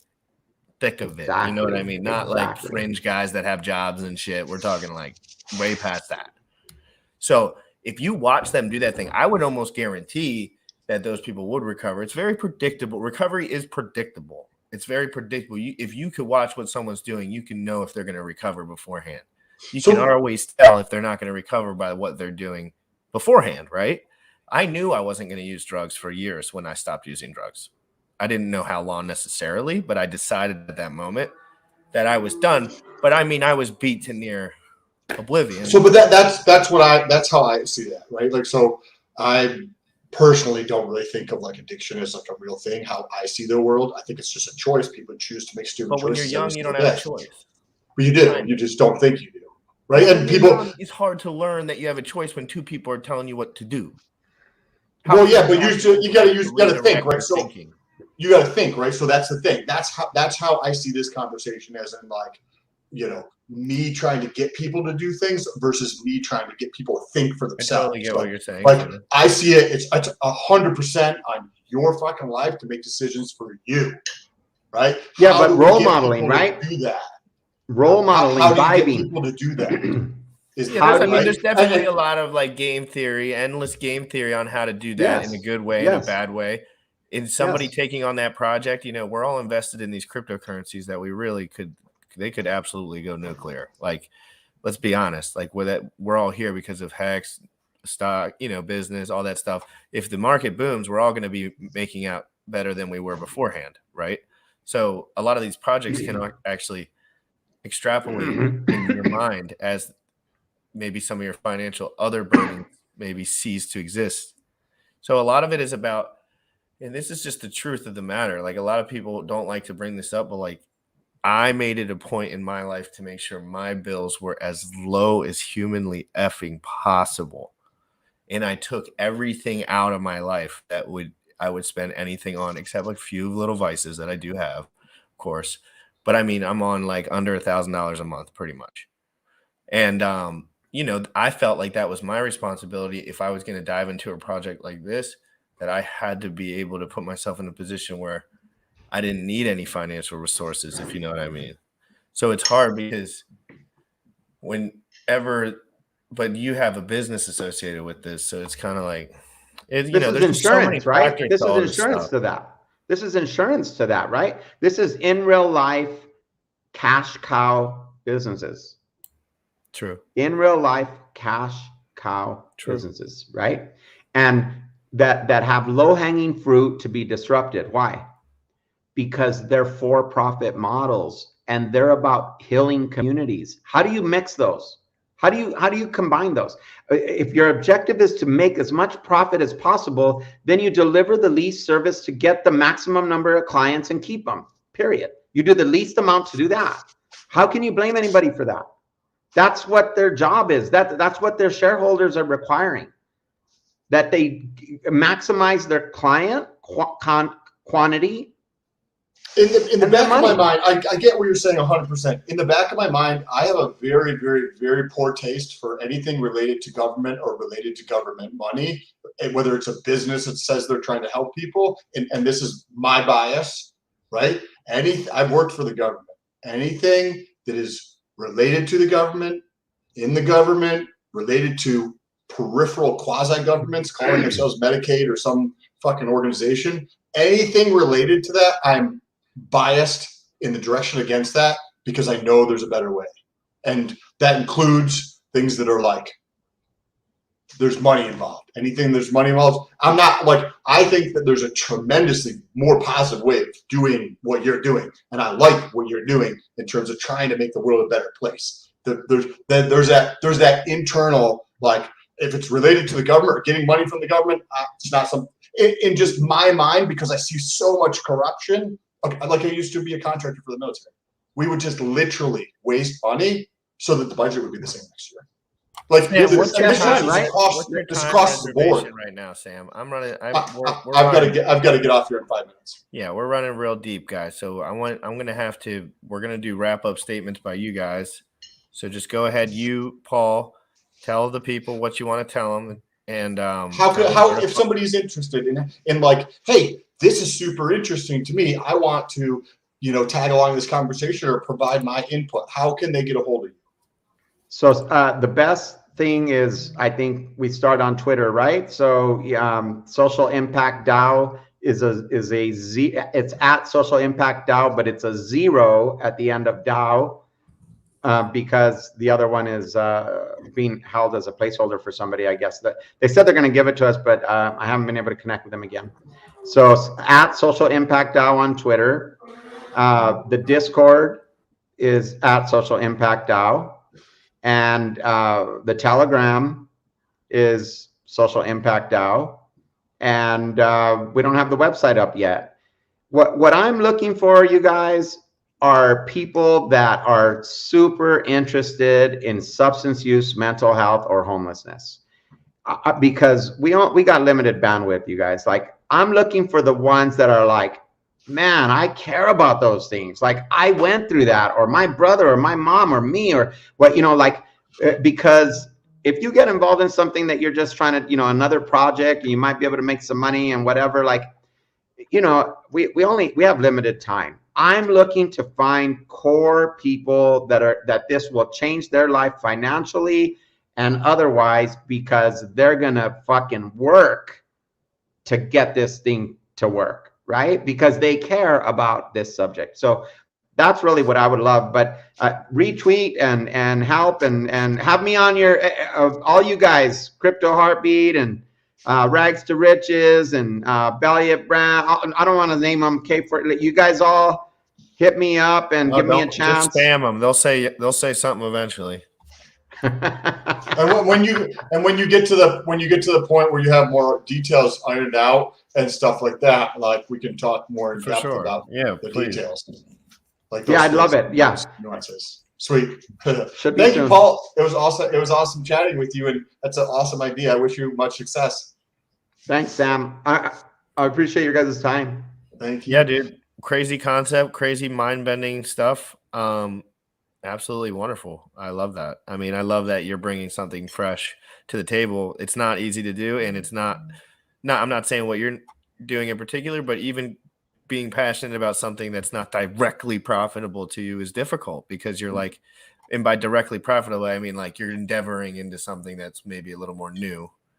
So it's honorable what you're doing. Absolutely. And to have it addiction in the United States is absolutely, it's not even mentionable anymore. It's a growth industry. Yeah, it's parabolic. You can for sure. Like it's disgusting, really. But up and to the right, it's horrible. But anyway, man. Guys, amazing times. I appreciate your time very much, Paul. Sam, are you getting off? Yes, I'm going to get off. I appreciate you guys. GRC, I'll talk to you I'm going to later. stay on and interact with the chat for just a bit by myself, so I can just get back to where I'm at and think about the show tomorrow too. Cool. But I appreciate everything you guys are doing. Why don't I do one of these cool spinoffs? Do you want to say anything, Sam? No, if you guys want to say hi, what's up, to check out Twitter or the other YouTube channel. I'm up on Twitter. He's all over Facebook too. So me and him are all over Facebook, Twitter, and Instagram. He might be on other stuff, but like I hit pretty much all three of those with the same amount of pace. Yes. And we're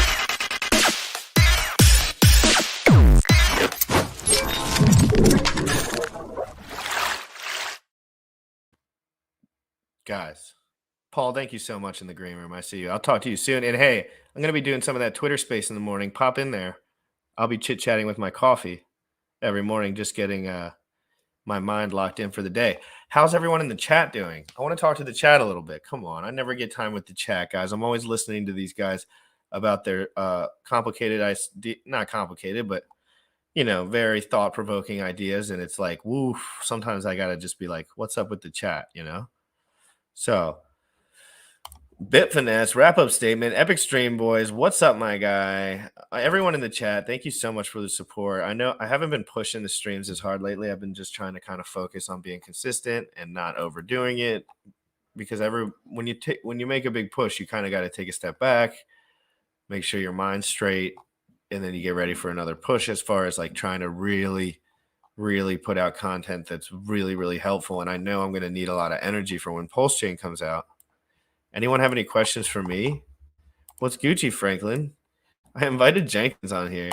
I wanted to see if his donkey butt would come on here. Where is he? I'm going to invite him no matter. I'm going to invite him anyway.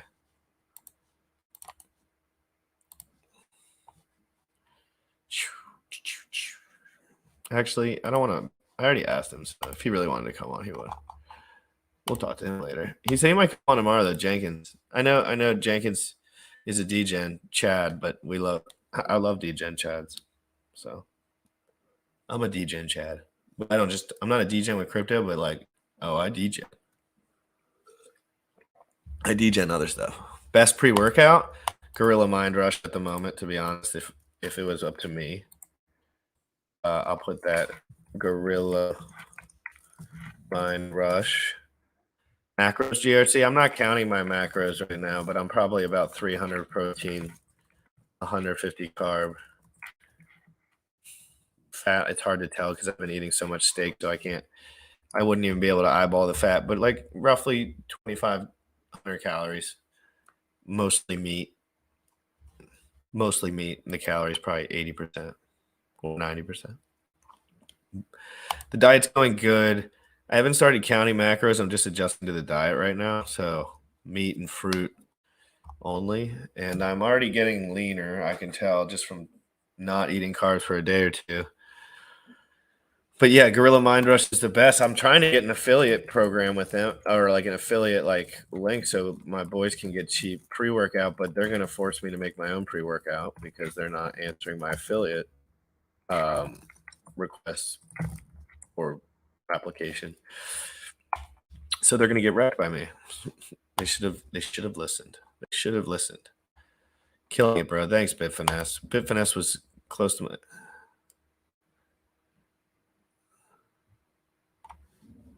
Yeah, there could be something in the works with the pre-workout. My mind's been a buzzing in that direction a bit, like a cool pre-workout that people in the community could just buy from me with a decent rate, and I would make it the best pre-workout that I would like to take. It doesn't mean everyone would like it necessarily. Aren't you supposed to do protein to your weight? 175 lbs. Yeah, MoFit meals. Everything that I do, if you want me to be absolutely 100, is going to be a little bit different than what like the average person might do, because like one, I've done steroids in the past. Two, that kind of changes the way your body reacts to certain things. So I just eat a lot of protein, one, because it keeps me full, and two, because the calories are low. I don't really think about protein that much, to be honest. Like, if my protein was under 150 grams, I wouldn't really care. Like, it wouldn't make much of a difference to me as far as how my body would change. Like, a lot of people will tell you that may be different, but between 150, if you're eating a pound per body, if you're eating 1 gram per pound of body weight protein, you're eating even more than enough. More than enough, in my opinion. Everyone's body is different. That's right. Like, my gym partner can eat 10 pizzas a day, and he'd be more shredded than anyone that I know, including me. And it's just because that's just how it is. But yeah, as far as protein goes, 1 pound per body, 1 gram per pound body weight is plenty, if not too much. Depends if you want. Yeah, eat real food. I eat real food now. I used to not. I used to be more like, I'll just get the macros no matter what. Now I'm more so like, yeah, like for a girl, like, to be honest, 90 to 100 grams of protein per day is plenty. There's enough. You would never have to out really pace that, I think, to make substantial gains over time. I'm probably eating roughly 250 to 300 grams of protein a day, but it's not necessarily to keep all the mass on my frame, although it does do that. It's just because that's the diet I'm doing. Trying out a different diet for my stomach. Just basically meat, eggs, and fruit. It's called Triggered Pre-Workout from Sam. Yeah, Sam has a pre-workout too. Sam has a pre-workout called Triggered. I've never tried it, so I can't vouch for it, but I'm sure Sam takes it, and he certainly knows a lot about a pre-workout. I'm sure it gets you buzzed up like a chicken. What about you guys? Any other fitness questions before I get off, so I'll pick away at any fitness questions or any kind of questions. What up, JPEG junkies? Human Hex Trafficker, how are you doing? Yeah, it could. We'll see what's up with Sam. Sam's my boy. I'm just been a lot on my plate. I got a lot on my plate. Plus, I'm like fucking a bit stressed out last day and a half, but like still productive, but stressed, which can make you run a little. How do I get rid of my spare tire?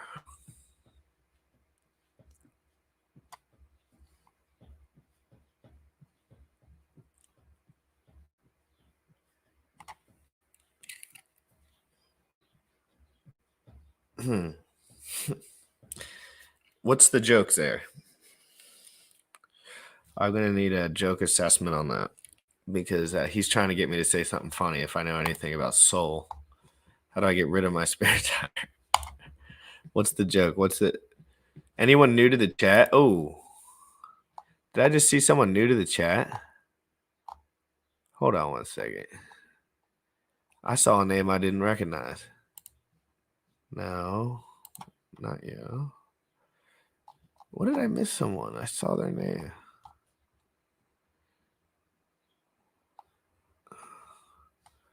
Who is it? Oh, snap. Darnell Lopez. This is so interesting. I'm most def going to follow up. Thanks, guys, for this awesome episode. Yeah, totally. I appreciate that. Appreciate your support. Come back. I'm here every single day at 11 a.m. Eastern, coming at you with crypto news every single day, 11 a.m. when pulsechain drops, when pulsex drops. I'm going to be on top of all of it right away, live, technical detail. None of this fluff. None of this, what's going on with this, what's going on with that, who's talking about this, who's talking about that. Oh my God, this guy's making money and this guy's not making enough money. None of that. Technical detail, helpful information, open-ended conversations with good thought. 125 grams of protein or a little more on 5'7", breakfast pizza. Woot woot. Yes, breakfast pizza sounds so yummy. I would love cut carbs and exercise. That's right. Meth and cardio. I wish, dude. I wish meth was cool and I could do it without tweaking out. But it's just not the case. Not to be confused with steak and eggs. Boom, steak and eggs. So yummy. Steak and eggs, so yummy. Guys, this has been a pleasure. If you actually anyone in the chat, if anyone's watching and they have not commented yet, go ahead and comment. I might not get a chance in the next couple of days to really address the comments like I am right now. Seriously, because we got some lined up stuff, and Sam was a little late today, and that guy had a little audio issue, so there's a little bit of. But generally, I don't have any extra time to chit chat because I usually have someone epic on and Sam. So anyone in the chat who has not commented or hit the like or sub, go ahead and do that now. I'd like if you commented so I can interact with you a little bit, but no worries either way. No worries either way. Biceps in the chat too. Throw a bicep up. I look like a caveman, dude. Like, what is wrong with this guy? How employable do I look? 1 to 10.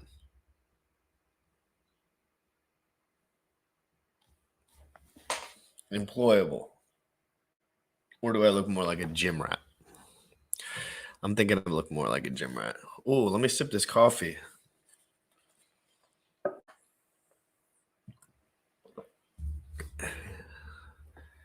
.9 out of 10. Hey, thanks for the comment, bro. I'm glad you joined. On the biceps or what? You got to give me is that the whole vibe? I mean, a 6.9 out of 10 is really good if you don't shower or shave or cut your hair. If you want to get down to detail, 8.8. There we go. Depends on the job. Guys, anyways, wait, is that Duncan? Instant 9.6, dude. Good. I love Duncan. Biceps are barely 15 inches. God damn, they're so fucking nice.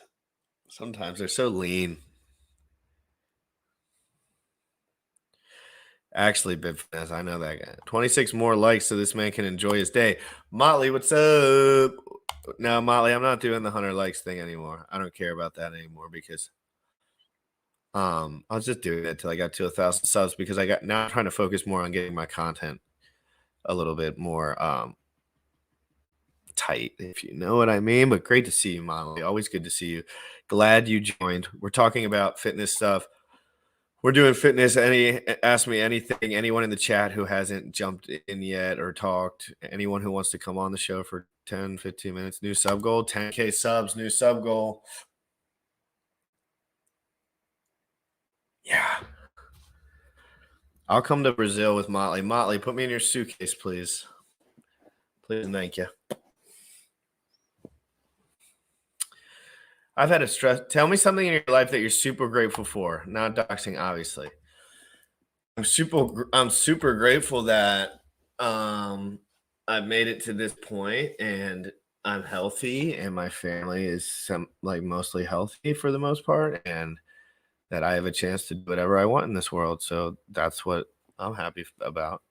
Everything else is just a plus. It's all up to me now. Family. Can do whatever I want. Family, freedom, family, and time, dude. That's all you got. Family and time. That's all you got. Family and time. I took my time back. I'm tight with my family pretty much for the most part. I could get better with that. I think we all could. Yeah, I will be coming busy in Puerto Rico, actually, like for real, because I actually go to Puerto Rico sometimes. Yep, I'm just grateful for another day, brother. Grateful for another day. What are you guys grateful about in the comments? Yep, I'm grateful for that same proposition right there. All I have to do is lift and play with the test net.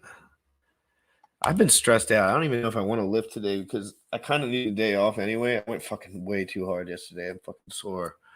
And that's why my energy is a little low. So I might take the day off of lifting. But then again, I'll lay down for 10 minutes and then stand back up and probably go lift. It's usually how it goes. But if I fall asleep, maybe I'll take a nap. Probably be good for me. Yeah, smash the like, guys, too. Smash the like. This is going to be killer information moving forward. I'm going to stick and stay through the bear market like nobody's business. Yeah, that level, lift and test. Awesome, bro. I did ask someone, not something, but you are answered both. Haha. Well, love what you do, man. Thankful to be in this community. Yeah, me too, man. It's hard in a bear market. Not for me necessarily. Like I'm not thinking about, but it's hard in a bear market because, public sentiment gets a little flimsy and then, the product, people kind of forget about how good stuff is and the money's not there for a lot of people. And it's just a bear market-esque. I'm not saying it couldn't change at any time, but I'm like, it's tight times for people. Recessions, war, like hyperinflation, like shit can happen. Nobody knows what's going to happen necessarily, but it's all trending positive, in my opinion, for the pulsechain RH ecosystem. Yeah, dude. Oh, yeah. Dude, I really hope you find a great place down there. Really do. That would be because I know how hard it is to get comfortable when you're moving from place to place, at least for me. If you're neurotic at all like me, I like to get situated when I'm out of the country. I get very like, what are we doing? Where are we going? I want to make sure I'm where I'm supposed to be. I'm not the best traveler. I'm with you, bro. Let's be an example of what RH always says, founders and hodlers. Exactly.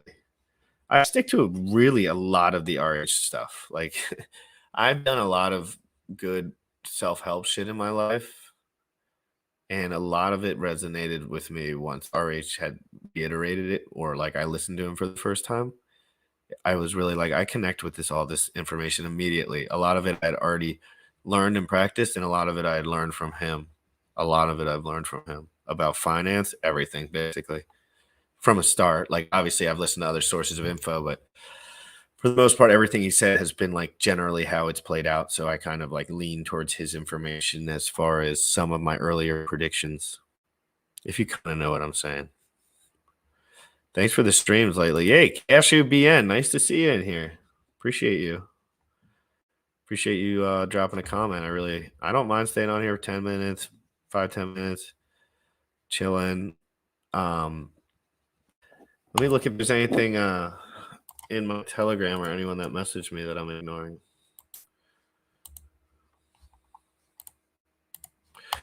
Guys, can you guys do me a favor? I need you to tell Wave 3 TV I want him on. He might be watching, to be honest, because I was just DMing him. But I want Wave 3 TV to come on my show and just talk technicals about some random shit. Ask him questions. I love Wave 3 TV. Again, I don't know Wave 3 TV too personally, but he was the first person to ever invite me on a stream. Have you ever checked out the Bulletproof Diet? And I can't recall. Is that the one with the bulletproof coffee? With like the butter in it? I've heard of that. What do you guys think? Me versus Jenkins in the cage? Jenkins, you would get your ass smoked. Let's get it. Real Chads in this chat. You guys tell Jenkins. You guys tell Jenkins this is where the real Chads stay.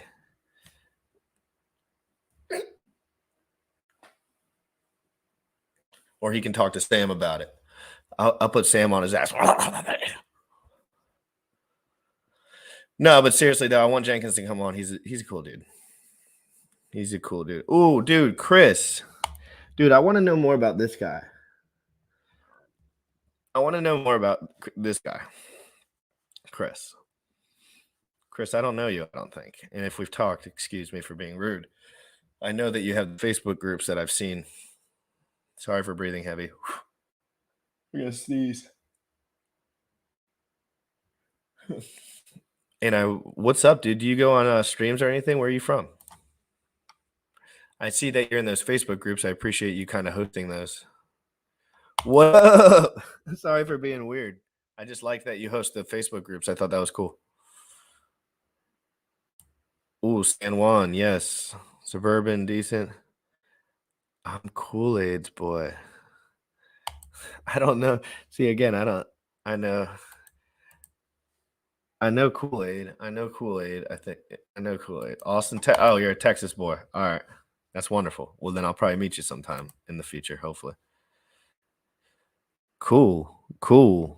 Very cool. Very, very cool. I like the Facebook. I've been playing around with the Facebook a little bit, and I've been enjoying my experience, believe it or not, more than I anticipated. Oh, God. Oh, God. The Hex USD chart looks wrecked. Do I even want to bring it up? Sure, I'll bring it up. It's about transparency on this chat. I want to have Kool-Aid on sometime. I know I'm a spaz, so it's so hard for me to get with the guys that I haven't talked to too much. All righty. What? That is wonderful, isn't it, guys? Look at that buying opportunity. Hold on one second.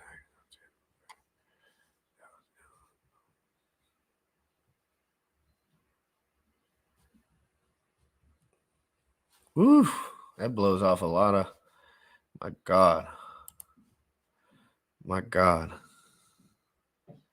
No, Kool-Aid was not on stream today. Raw eggs and 9 likes. I'll eat an egg and its shell. If you send me send me $1,000 right now, and I'll eat 5 eggs back to back with the shell in 1 bite each. Oh. I used to eat eggs with the shell. I haven't done it in so long. But I mean, the ectoskeleton on the shell is just, you want to do some research on things that help your bones and your joints. Cashew BN. I'm glad all these guys in the chat. No, Kool-Aid wasn't on the chat today. I'd like Kool-Aid to come to the stream. Kool-Aid, if you're in there and you have a different name. Wait. I moderate them with Hexmac. Oh, I also want to talk to Hexmac sometime.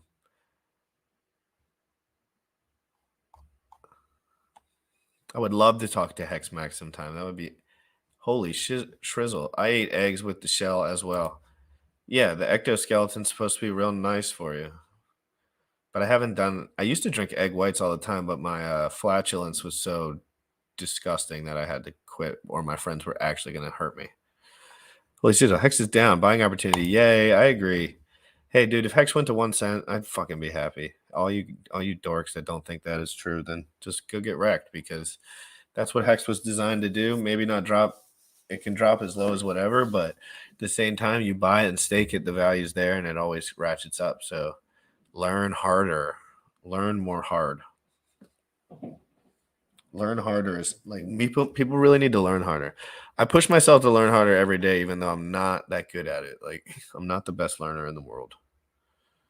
I just got an invite to that earlier JPEG. Hey guys, I'm going to drop my Telegram real quick. Sorry if you hear that. That's the vacuum. Hold on 1 second.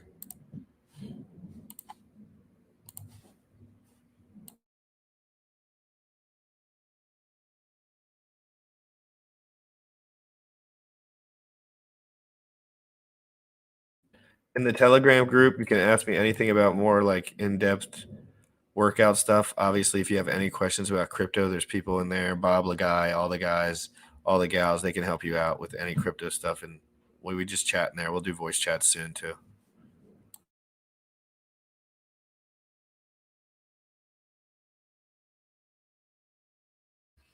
Sorry, my cleaning lady is cleaning at rapid speeds.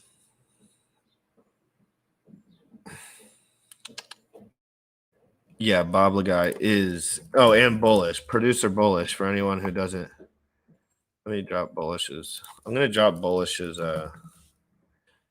Twitter, whether he likes it or not, because it's a free link. Get wrecked, Bullish. I'm dropping your link.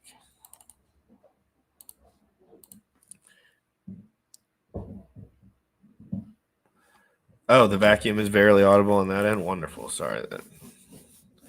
Okay, guys. That's all for right now. Everyone join the Telegram group. I'm going to be on tomorrow. I'm going to try to have a really good show tomorrow. Maybe I'll drop a teaser tonight of what it is, but I'll probably drop it in the morning because depending on how the schedule goes.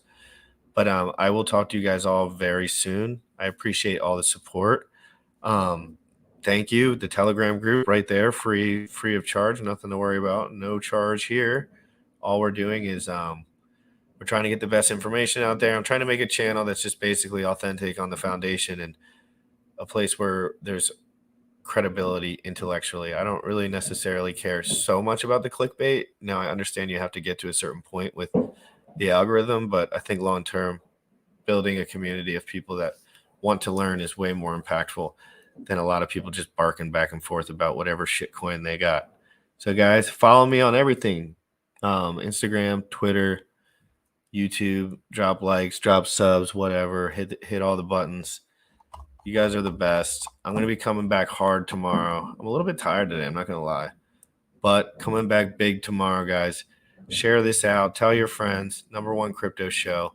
The most transparent deep dives moving forward as far as detailed information as we go into the pulsechain, pulsex ecosystem, RH ecosystem, PHEX ecosystem. Get ready, guys. Boom. I'll see you later. Let's throw up a bow.